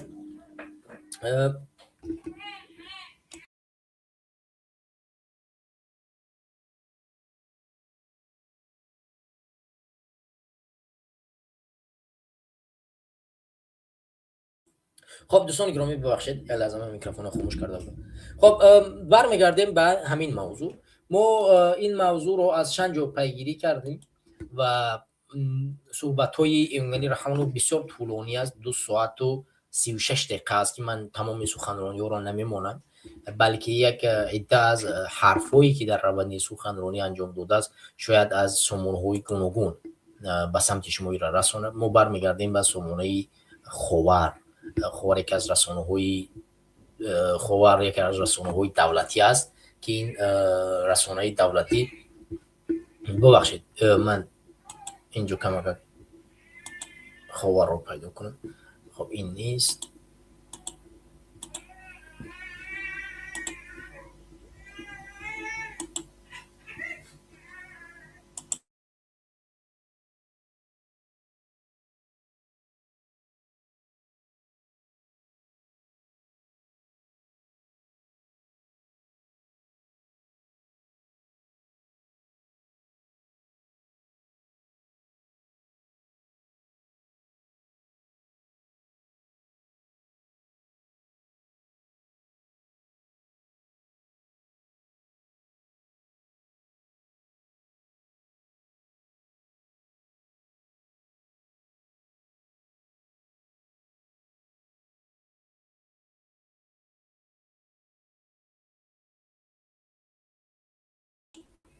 خب دوستان گرامی، بخش ما یک زمان اینترنت درست‌تر کردیم چون اینترنت مشکل ایجاد کرد و ما مجبور شدیم که مسئله اینترنتی رو حل بکنیم و دوباره به برنامه برگردیم. اینجا مسئله امید خاور، در ما اگر وارد شیم در امید خاور چندین سخنرانی‌های امید رحمان کوتاه نوشته بودن ولی ما خب اینجا نیست. امید خاور به نظر اگر اشتباه نکنم شاید اندی باشه. بله، برمیگردیم به سامانه فیسبوک و در سامانه فیسبوک اینجا دوستان گرامی در وقت برنامه در فیسبوک ننویسید و امکان دارد که نامتان برآید و اگر دوستان ما رو تماشا دارید در فیسبوک ننویسید. خب اینجا که شما می‌بینید در نوشته اگر صلح و ثبات نباشد یگان نقشه اینی که عملی نمی‌گردد. امالی رحمان در سخنرانی خود در پارلمان 16 ماه دکمبر 2025 صحبت کرد. یعنی اگر صلح و ثبات نباشد یگان نقشه اینی که عملی نمی‌گردد. همین کلمه امالی رحمانوف تقریبا یعنی جمله جدیدی نیست. تقریبا در طول 30 و چند سال حکومت رانیش و همیشه از این حرف میزند و همیشه بیان می‌دارد که اگر صلح و ثبات، این صلح و ثبات بدون نبودن امالی رحمانوف در تاجیکستان باقی نمیماند. مگر صلح و ثبات یگانه شما هستید جناب رحمانوف؟ دیگه غیر از شما کسی نیست.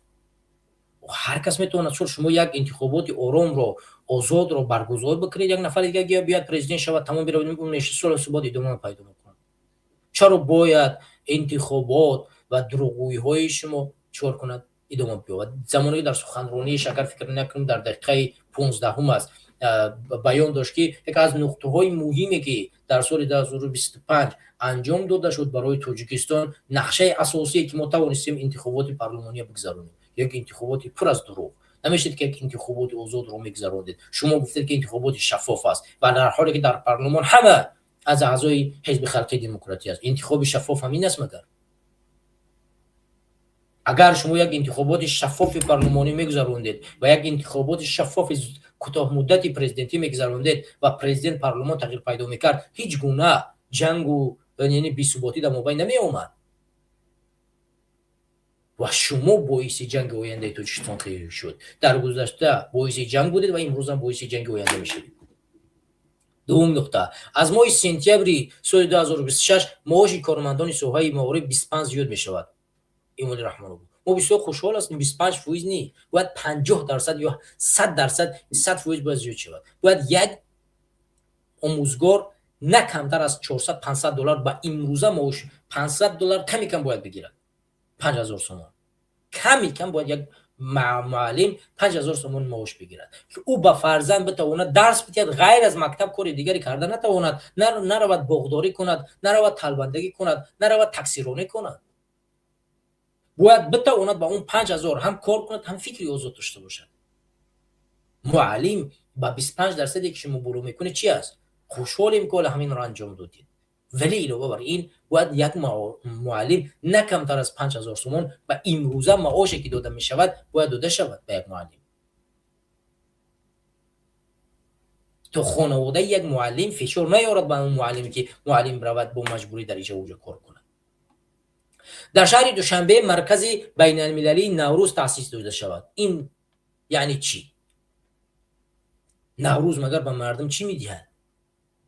یک جشنی ملی که خب مردم او را سالها جشن گرفتن با جشن میگیرن. این چی معنی دارد که باید نوروز جشن گرفته بشه؟ خب مردم میدونند نوروز چیست. این چیز جدیدی نیست که را باید به مردم و مردم تاجیکستان معرفی کرد. نوروز رو همه مردم میدونند، عنعنه‌اش رو هم میشناسند. و این رو معرفی کردن به مردم چی معنی دارد؟ این منطق ندارد دیگه. این چیزی یه روزه و دو روزه نیست. جهت وارد نمودن شخصیتی برباد داده مروزی به نیوسکو تدبیرها اندیشیده شود. حالا ایوان رحمان پایان داد که باید در یونسکو با این سمون هم دروغایی که هم سال ما امسال ذهنی صنعی رو در یونسکو در چی در شناخته شدیم، ذهنی صنعی در سازمان مللی و در یونسکو نمیفهمم گوشتین رو جای کردیم، در فلان جا فلان رو جای کردیم، گویا که اسم پیشنهادی تاجیکستان شده. تاجیکستان نباید پیشنهادش شده شود. تاجیکستان باید با تکنولوژی جدید معرفی کرده شود. و این حرفایی که در یک جا پیشنهاد میکنی دیگرها پیشنهاد رو قبول میکنن که میدونن. مثلا من یک پیشنهاد کنم یک نفر ماشین بسازه، خب مرا میشناسن که کسی که ماشین ساخت، البته کسی که ماشین رو ساخت، کسی که ماشین رو ساخت سمدار شد، کسی که ماشین رو ساخت با کشورش پیشرفت کرد. با پیشنهاد من چی؟ با پیشنهاد هیچ چیز عوض نمیشود. عمل میتواند تغییرات را در جامعه وارد کند. باید ما بتوانیم عمل بکنیم در جامعه خود. خب باز در ساحه پیریه ها صحبت کردن که ساحه پیریه ها ما برنمیگردیم. یخها آب شدن و بسمدان دروغ های همساله ایمانی رحمانوف. در اینجا سال 2027 ارگردت سیمی روغون به کار در آورده می شود و استقلالیت انرژتیکی پورا تامین می گردد. یعنی ایمانی رحمان باز هم یک بار دیگه وعده داد که در تاجیکستان دیگر برق تامین می شود و قوه برق دائم در تاجیکستان از سال آینده تامین کرده می شود. در حالی که من تقریبا حساب کردم از سال 2000 ایمانی رحمان نه کمتر از 20 مرتبه وعده استقلالیت انرژتیکی در سال آینده را دادگی است. همه سالا. یعنی شما فکر کنید زیاده از 20 مرتبه میشه که یک سال امکان داره که نگفته باشه، ولی تقریبا 20 مرتبه زیادتر وعده استقلالیت انرژتیکی را دادگی است. در همین سال 2020 سال 2000 این طرف 2001 طرف همه سال درون مخصوصا سال گذشته 2022 بود اگر اشتباه نکنم بسیار وعده قوی داده بود که سال گذشته استقلالیت انرژتیکی با وجود میاد. ما اگریگاتری نو رو چیکار میکنیم؟ تشکیل میکنه و بعد از این استقلالیت انرژتیکی به میان میاد. خب این اگریگاتری نو هم به کار در اومد امسال، ولی چرا بازم به دست نیامد؟ برای همین اینجا بازم گفته است که سال 2027 بازم یک سال دیگه بازم مردم منتظر شود. حالا بیاید ما با این بگردیم به اون مقوله دیگه. بیاید اینجا ببینید، اینجا را نگاه کنید، نوار را تماشا کنید مردم در چه حالته. این داخل دوشنبه است، شما فکر نکنید این نوار از ده و کوچه است. تماشا کنید خانه های این نوار رو ما به سمت شما میرسونم. دوستان گرامی این نوار رو تماشا کنید. ولی با این نوار با این خونده ها باز دوباره برمیگردیم، ولی من یک نوار دیگر رو به سمت شما برسونم. این نوار رو شما تماشا کنید، حلاوت برید. این نوار در داخل دوشنبه است، در جای دیگه ای نیست.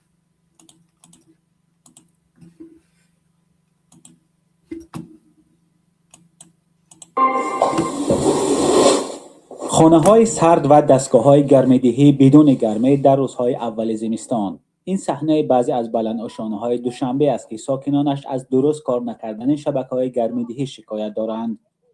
سوخته است خنکیره پوچون گریل کار گرم کردگی موندگیم. اینا با خپین باور نکنین تپلینیو را بینین گرمیش هم نمیفهمی. اینجا محله مشهور بداک در ناحیه شاه منصوری پایتخت است. ساکنان شکوه دارند که با وجود درست کار نکردن شبکه‌های گرمه‌دهی مقامات از ماه اکتبر پول آب گرم را از آنها میگیرند. падезо турбоҳо гарманд, хонаҳо хнаканд. Ай боло ҳам турба ширшир об мебиёне ки оби гарм нест, дар ҳақиқат нест.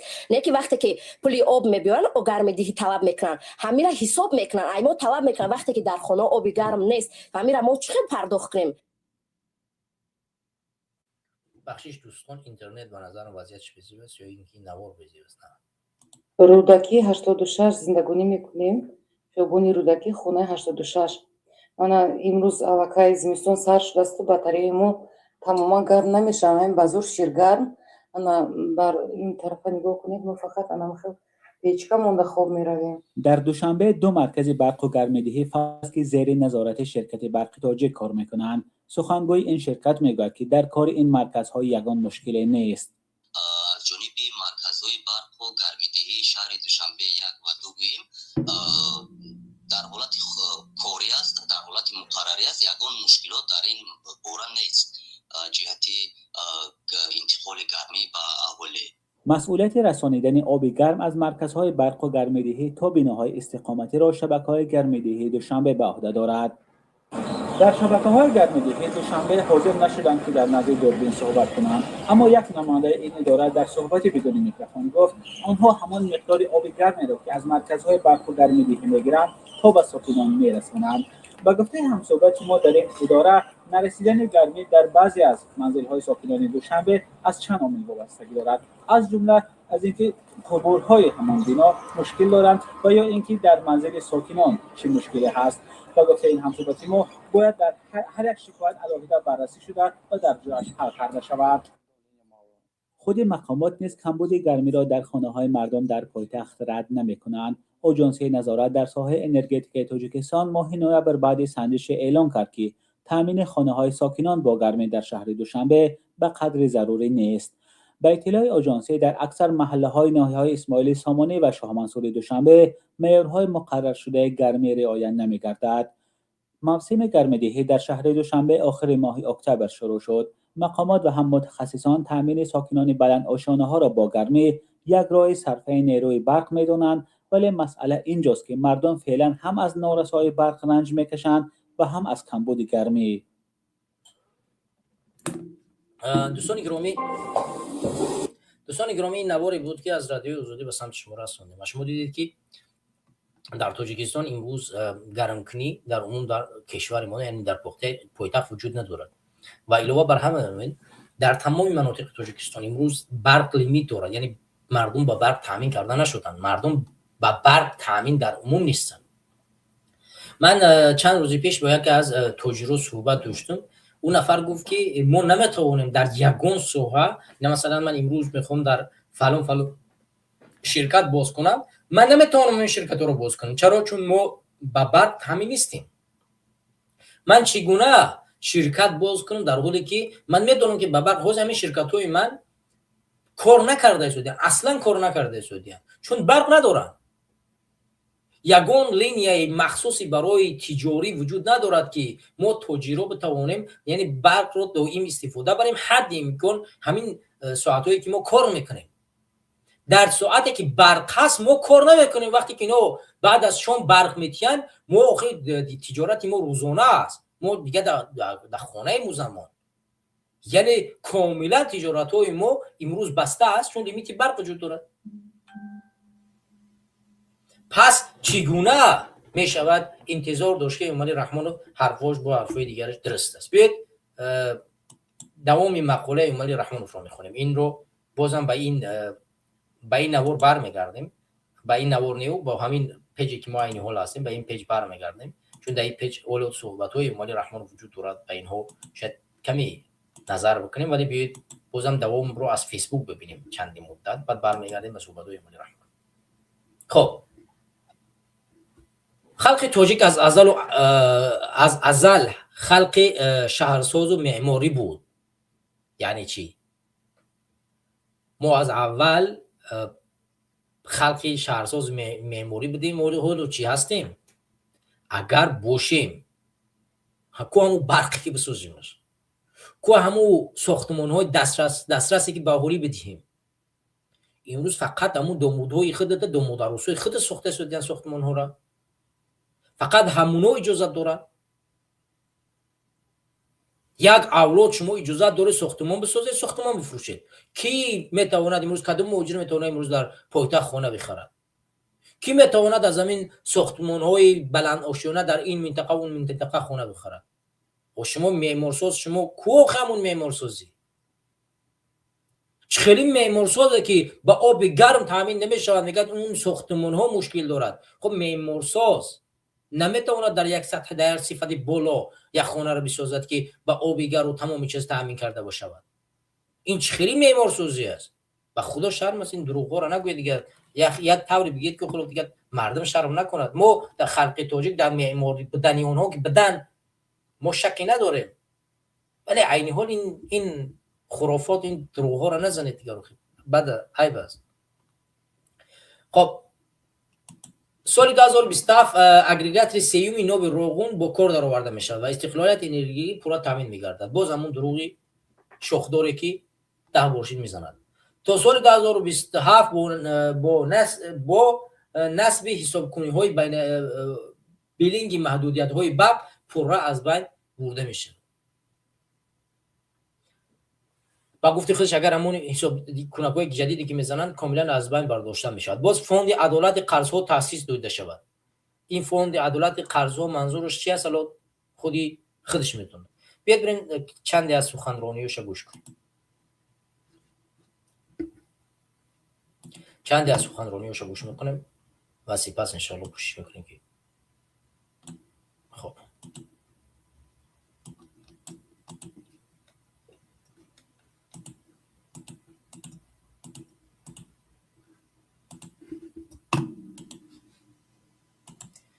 این سخنرانی های مولی رحمانوف است در تلویزیون ورزش.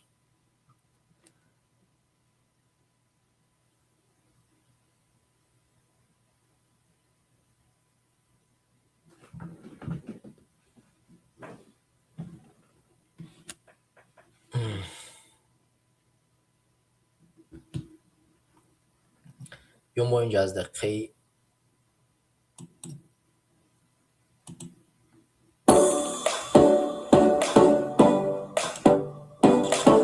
ما همین رکلمش رو بگذاریم دوستان که تلفن یوتیوب ما پرمیوم ندارد و او مشکلی دارد. همین همه تلویزیونی ورزش هم از صاحبی تلویزیونی دولتی است ولی پول کار کردنی است. از صوبی رکلمه ها تلویزیونی ورزش اول کش ما ورزش تلویزیونی ورزش یکی از همین نواری که ما این حال میگذاریم از تلویزیونی ورزش تیوی است. ورزش پس یا سوهای سیاست این بسیار نادرست است. سوهای ورزش تلویزیونی ورزش شما تلویزیون هستید که استفاده شوی پرزیدنت تأثیر عامل انسانی را در تمام ساحه‌ها و همه گونه مناسبت‌های مالیوی کاهش. یک مثال عادی میارم. در سال‌های گذشته یعنی تا جاری نبودن تکنولوژی‌های معاصر حساب و پرداخت نیروی برق، نظام رقمی بینید در حسابات شبکه‌های برق 30-40% اهالی حق استفاده نیروی برق را پرداخت نمی‌کرد.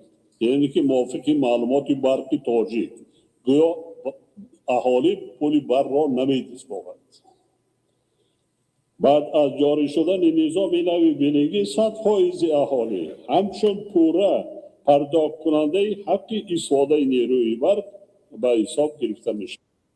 در این پورا جاری نمودن و عمومی گردانیدن سامانه یگانه خدمت رسانی‌های دولتی تدبیرهای تأخیر ناپذیر. یه بار اینجا رو گوش کنید دوباره همینجا گوش کنید. ما را ضرور است که روند اداره کنی دولتی را با استفاده از تکنولوژی‌های رقمی دیگر پول نقد نیست. شدن نظام نوی بینگی 100% اهالی و پرداخت نیروی برق، نظام رقمی بینگی در حسابات شبکه‌های برق 30-40% اهالی حق استفاده نیروی برق را پرداخت نمی‌کرد. شما اگه ببینید نگاه 30-40% یعنی در تو همین نظام جدیدی که در همین سال وارد کرده شد در سوهای برق 30-40% اهالی به گفت اداره برق خود را پرداخت نمیکرد، یعنی 30-40% پرداخت نمیکرد. عین حال همین نظام نوی که جوری کردن مردم 100% برق رو پرداخت کرده بودند. این صحبت های خدی اموالی رحمان و فضل، در حالی که عین حال 100% پرداخت کرده بودند. یعنی این به چی معناست؟ معنای همین رو دقیقاً شما میدونید به چی معناست؟ یعنی به این معناست که 30-40% پول برق مردم تاجیک از جانب کارمندان برق دزدیده میشه. 30-40% پول برق ما از جانب همین دزدان دزدیده میشد. این اعتراف خود امامعلی رحمه الله فضل. اون زمان پرزیدنت کسی دیگه نبود، پرزیدنت خودش بود. یعنی پول برق ما از جانب کارمندان همین کثیف دزدیده میشوند. بعد از چند سال، یعنی 30 سال 35 سال حاضر اومده از اعتراف میکنند که نظام نو رو وارد کردیم، 30-40% پول اهالی پرداخت نمیشید است و عین حال پرداخت میشود یعنی به نظام نو. یعنی در این طولی 30 و چند سال کارمندان من پول شما را میدزدیدن، ما به خبر بودیم. ما فکر میکردیم که اهالی کم بیزاعت است پرداخت نمیکنند. یعنی شما فهمیدید؟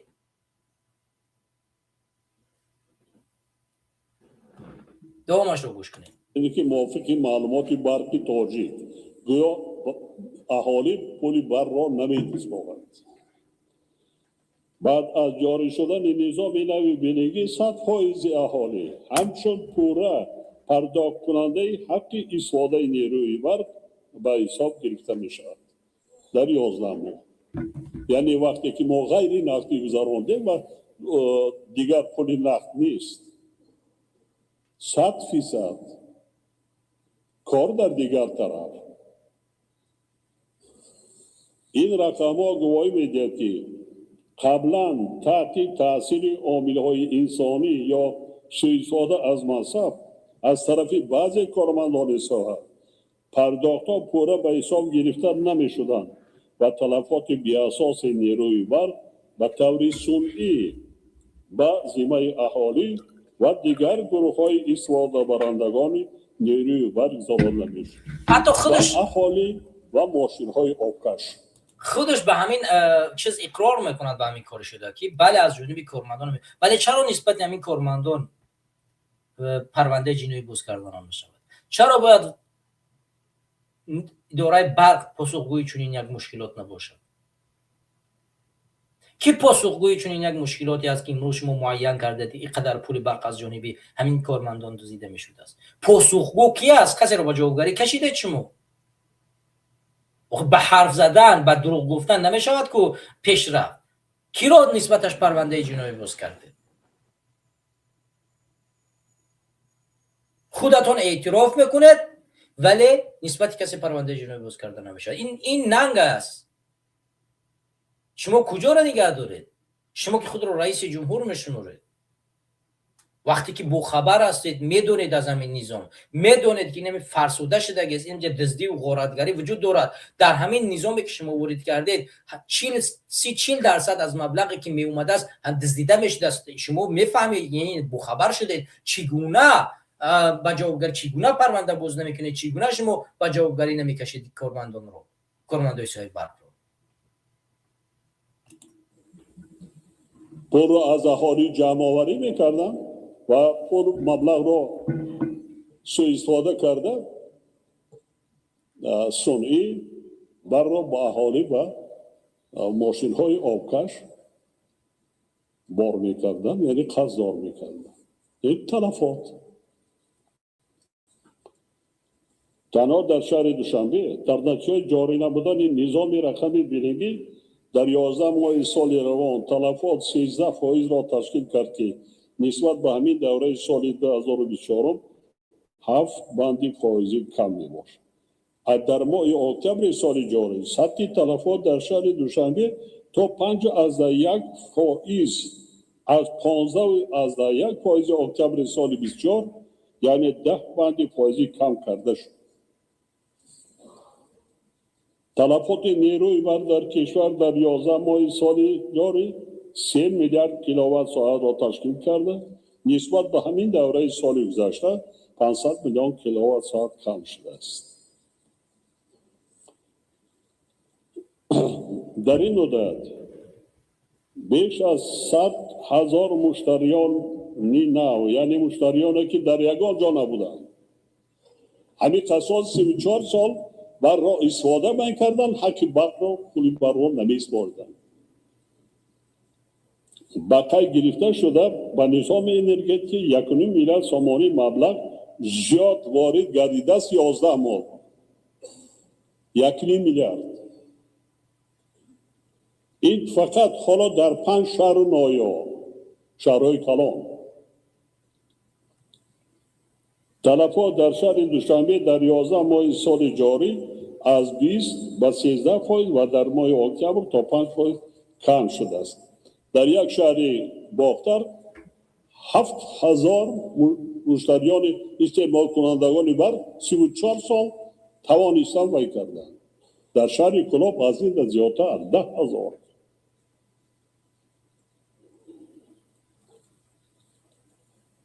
وزارت‌های مالیه، رشد اقتصاد و سودا، بانک ملی و کمیته انداز و صادر کرده می‌شوند که در همکاری با دیگر وزارت و اداره‌های داخلی جهت گزارش پوره و روند رقمی اداره مالیه دولتی، جاری نمودن استانداردهای بین‌المللی و حسابگیری و حسابات دهی مالیوی در همه سوبیکت‌های خواجگیدار، صرف نظر از شکل مالکیت آنها کاربری نمایند. بخشش من وقتی که رکلام عملیات باید را بگیرم ساحه کشاورزی در تمام دنیا، حتی کشورهای متمدن، کشورهای از لحاظ تکنولوژی پیشرفتگی، اکثریت کل مردمشان در ساحه اگراری و با جای کار تامین میشه.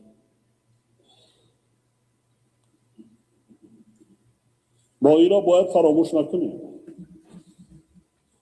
وزارت‌های عدلیه، کشاورزی، مالیه، رشد اقتصاد و سودا، کمیته انداز و خدمات گمرک، یکی دستگیری ساحه پختکاری تا به اعتدال آمدن وضع ساحه، پیشنهادهای ضروری را دای به وارد نمودن تغییرات داخلدار و سندهای معیاری حقوقی در مهلت 2 ماه با حکومت مملکت منظور نمایند. تأکید می‌نمایم که حتم‌گردانی فعالیت ثمرناک خواجگی‌های پختکار مسئله مهم در این سهم میباشد.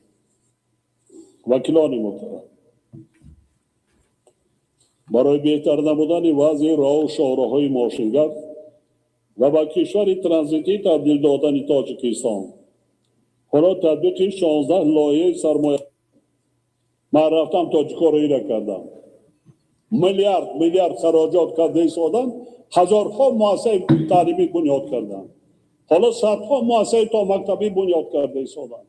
هزارها کیلومتر رو که تعمیر و تجدید و مفرش کرده ایستادن. کارخانه‌های استحصالی بنیاد کرده ایستادن. جای کاری برای هموطنان خود کرده ایستادن. لیکن کو تعریف کنی نمیکنن، رکلام نمیکنن.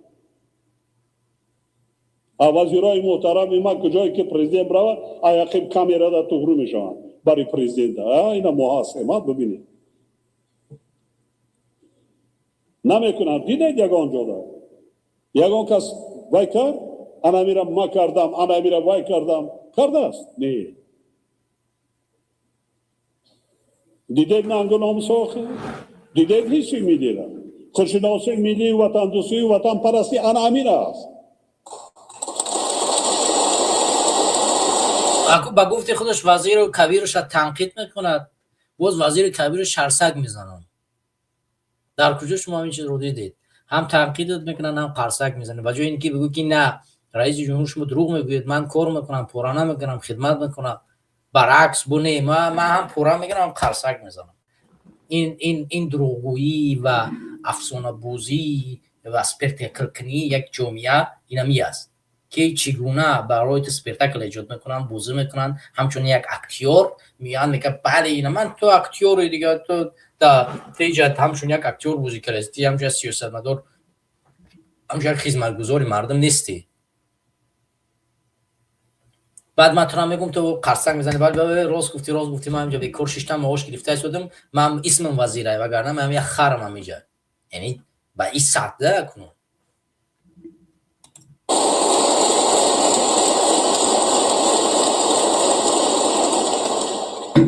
در برابر این ضرور است که کمیته معماری و ساختمان، مقامات اجرایی محلی، حکومت دولتی و دیگر ساختارهای مربوطه تشبس‌های سازنده صاحبکاران را در سمت بنیاد انشاءات اجتماعی، استحصال و انفراستراکچور همه‌جانبه دستگیری کرده رعایت حتمی قاعده و معیارهای شهرسازی و ساختمانی را تأمین نمایند. و زمین استفاده صنعت بلند معماری، عنصرهای ملی و زمانوی، تکنولوژی‌های معاصر و مسائل با صفت ساختمانی راه اندازی کرده شد.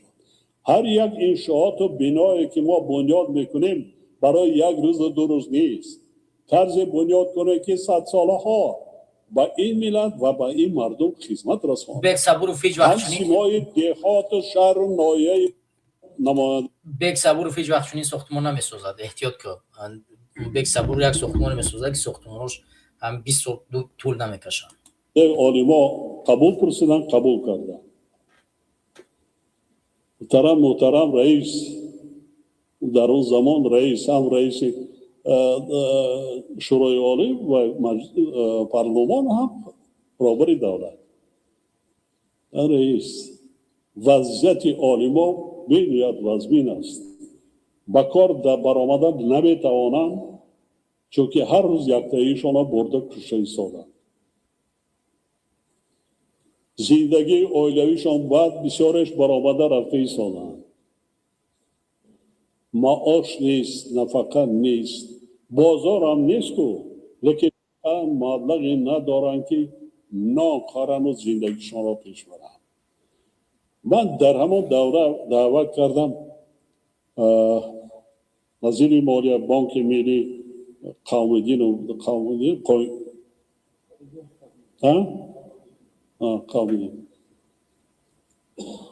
هم چی داریم؟ جناب بیاره یک پولی پوچک نداره. همه را بردن. هیچی نیست. من با اکادمیکا و عالمان $100 استیپندیا معین کردم، فرمان خودم قطعی که آنها گیرن اقلا برای نانشان روز گذرانی کنن و دور نروند، از تاجیکستان برآمده نروند.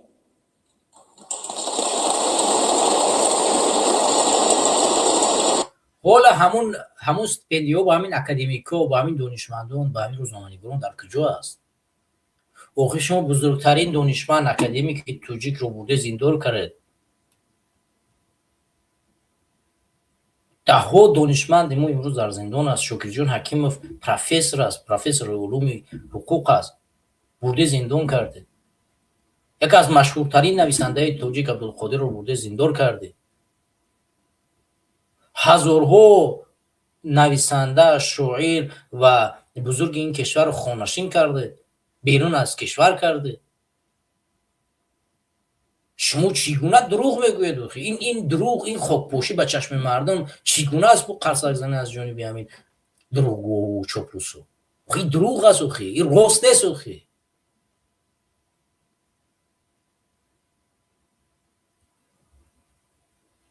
شما کی نمیم بیاید یک 3-4 تا همین عالمایی که همین شما همین کارا کردید اسم ببرید.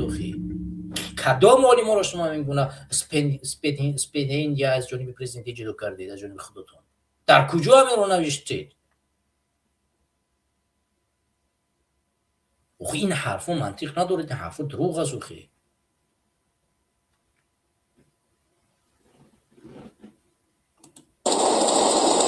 امروز باز میگویم به شما،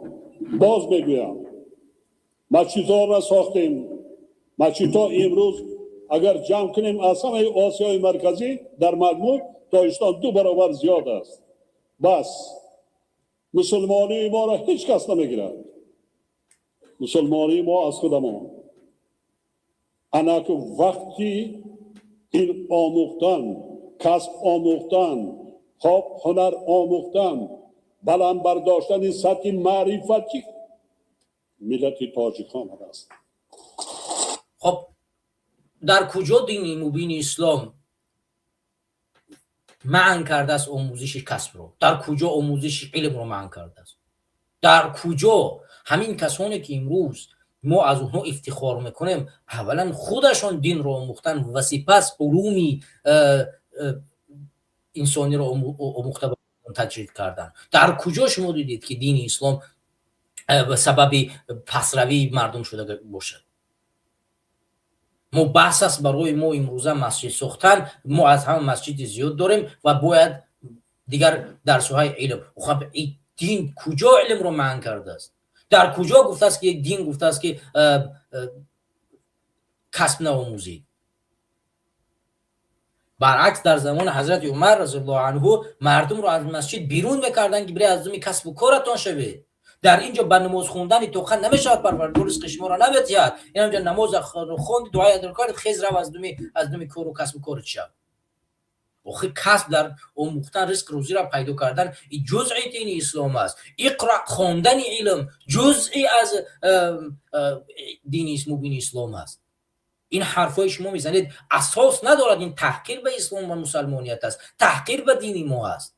دین ما خودش علم است، آموزش علم تشویق میکند، کسب آموختن را تشویق میکند، دست بالا داشتن را تشویق میکند. همیشه در دین ما گفته است که بالا بودن یعنی دارا بودن بالاتر از کم بغل بودن است. هر کسی که دستش دهنده است بالاتر از دست گیرنده است. این رو بر اساس کسب نآموزی نه بعد پلدار نشه چگونه دستت بالا می شود؟ اگر علم نداشته باشید کار نکنید دارا نشوید چگونه دستت بالاتر می شود؟ هر کسی که علم نداشته باشد این جهت ها را از دین اسلام نمیفهمد. پس این حرفا منطق ندارد. وقتی که شما اتهام میزنید به دین ما نفهمیده، این رو باید شما در نادانی و ناسوادی خودتان بدانید. دین ما هرگز چنین نیست که شما او را تشویق میکنید یا که تعریف میکنید. دین ما دین پاکیزه، دین علم، دین هدایت، دین انسانیت و دین بشریت است. دینی است که از او همه چیز را میشه آموخت. دینی است که تشویق میکند برای پیشرفتی این دنیا. دین رحم دیلی است که تشویق میکند به کمک کردن یکدیگر.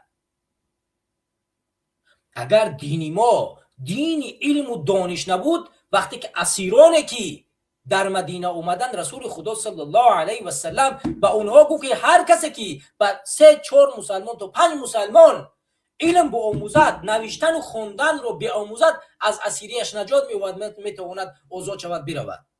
نوشتن و خواندن رو به یک مسلمان بیاموزد و او جواب میشود. این خودش آموزش کسب نیست مگر؟ اسیر رو بر اساس اون چیزی که یک مسلمان رو علم می آموزد جواب میدهد. این رو میگویند دینی اساسی اسلام. این دینی که در تصورهای شما هست، در افکار شما میگردد، ما نمیدونیم کدام دین است. از مسلمانیت، از دین اسلام شما چی برداشته داره؟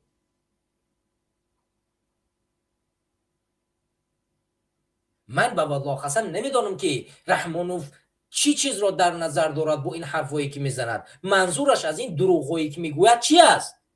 به خدا شرم است، به خدا ننگ است، به خدا حیا کنید. کمی بیستید فکر کنید.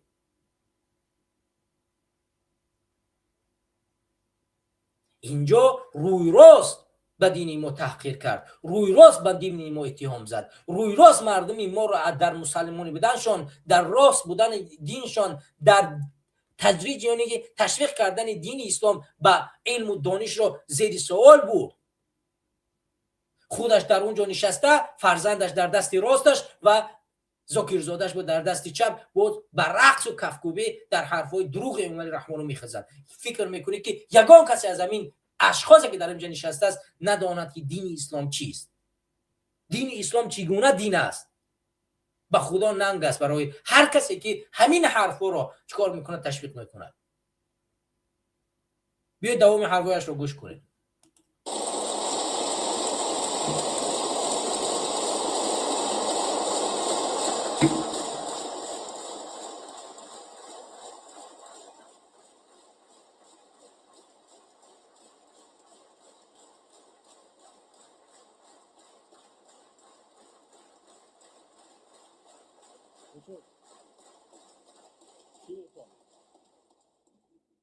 من باز میگویم، روی راست میگویم، با خرافات دولت ترقی نمی کند.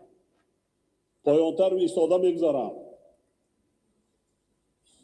از یگان و تمام مردم ما رو بیاریم. بینید دولت هایی که در دنیا ترقی کرده و پیشرفته هستند از لحاظ علمی تکنولوژی جاها،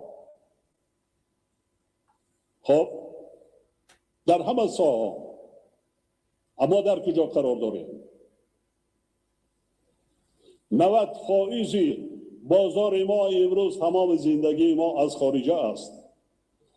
ما در آسیای دیگرها آب ریخته ایستادیم، بایگری ما بیرون رفته ایستاده است.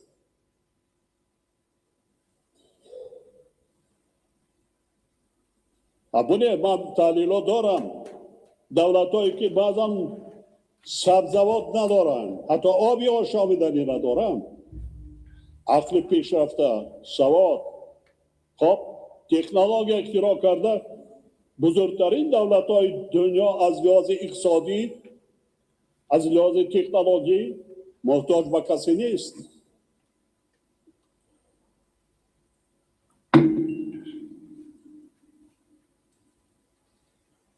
البته خرافات هم کوشش میکنند.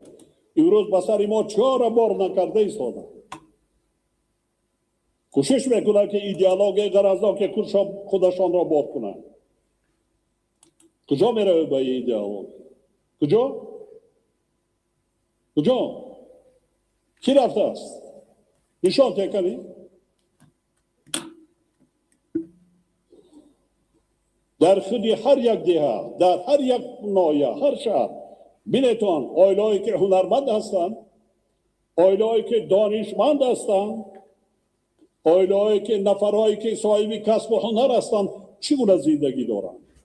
Join Sky TV with Sky Sports and بخشید دوستان گرامی، من نمین تشویق هر طرف Netflix this Christmas for £35 a month. Sky TV and Netflix.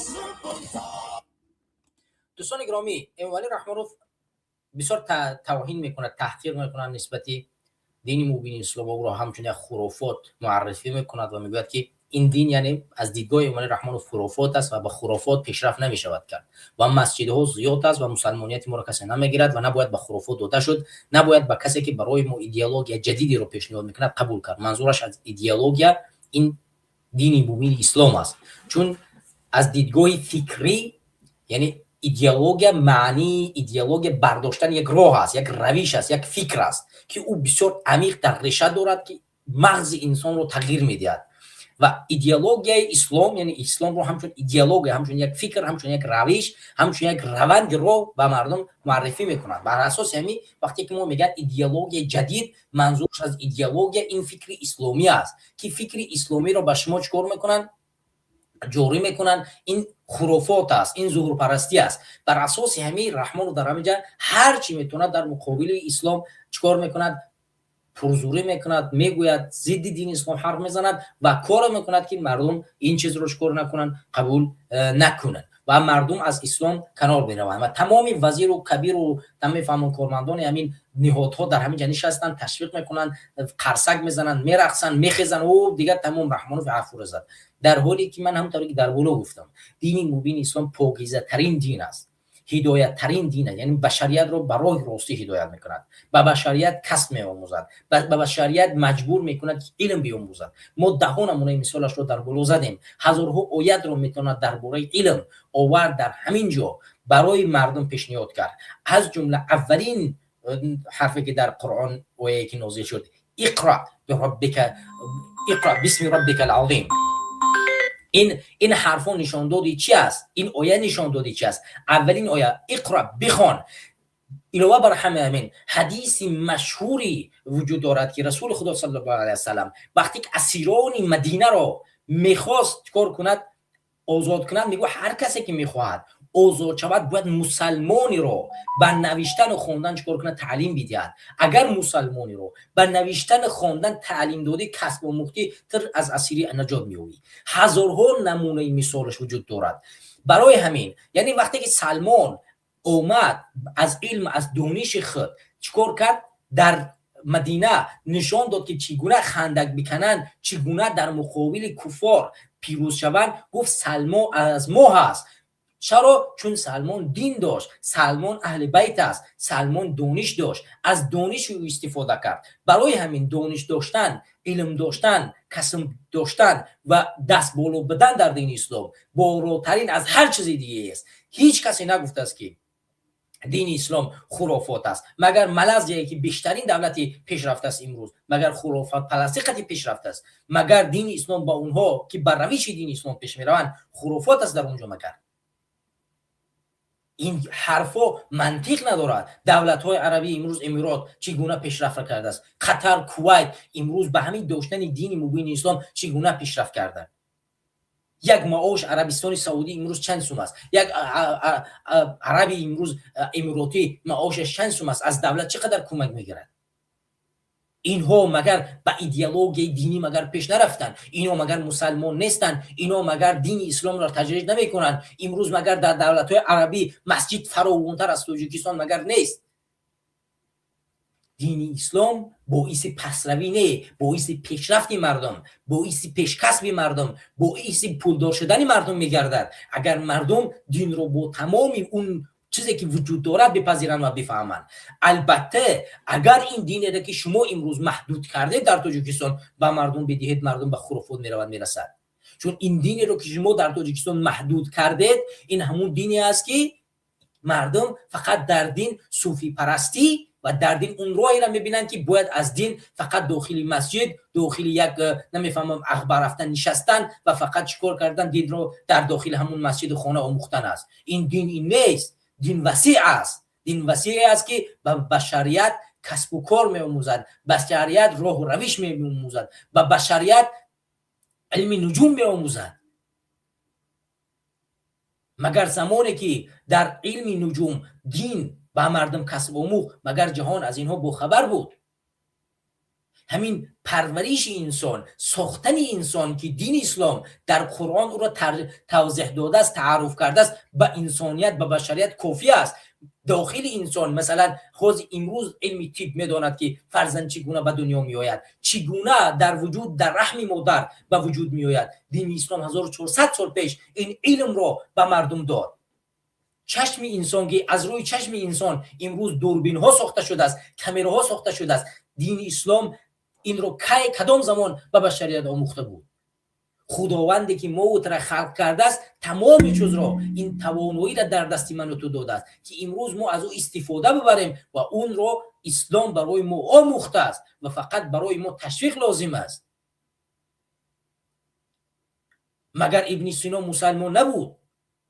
مگر خیام که علم ریاضیات را پیشرفت داد مگر مسلمان نبود؟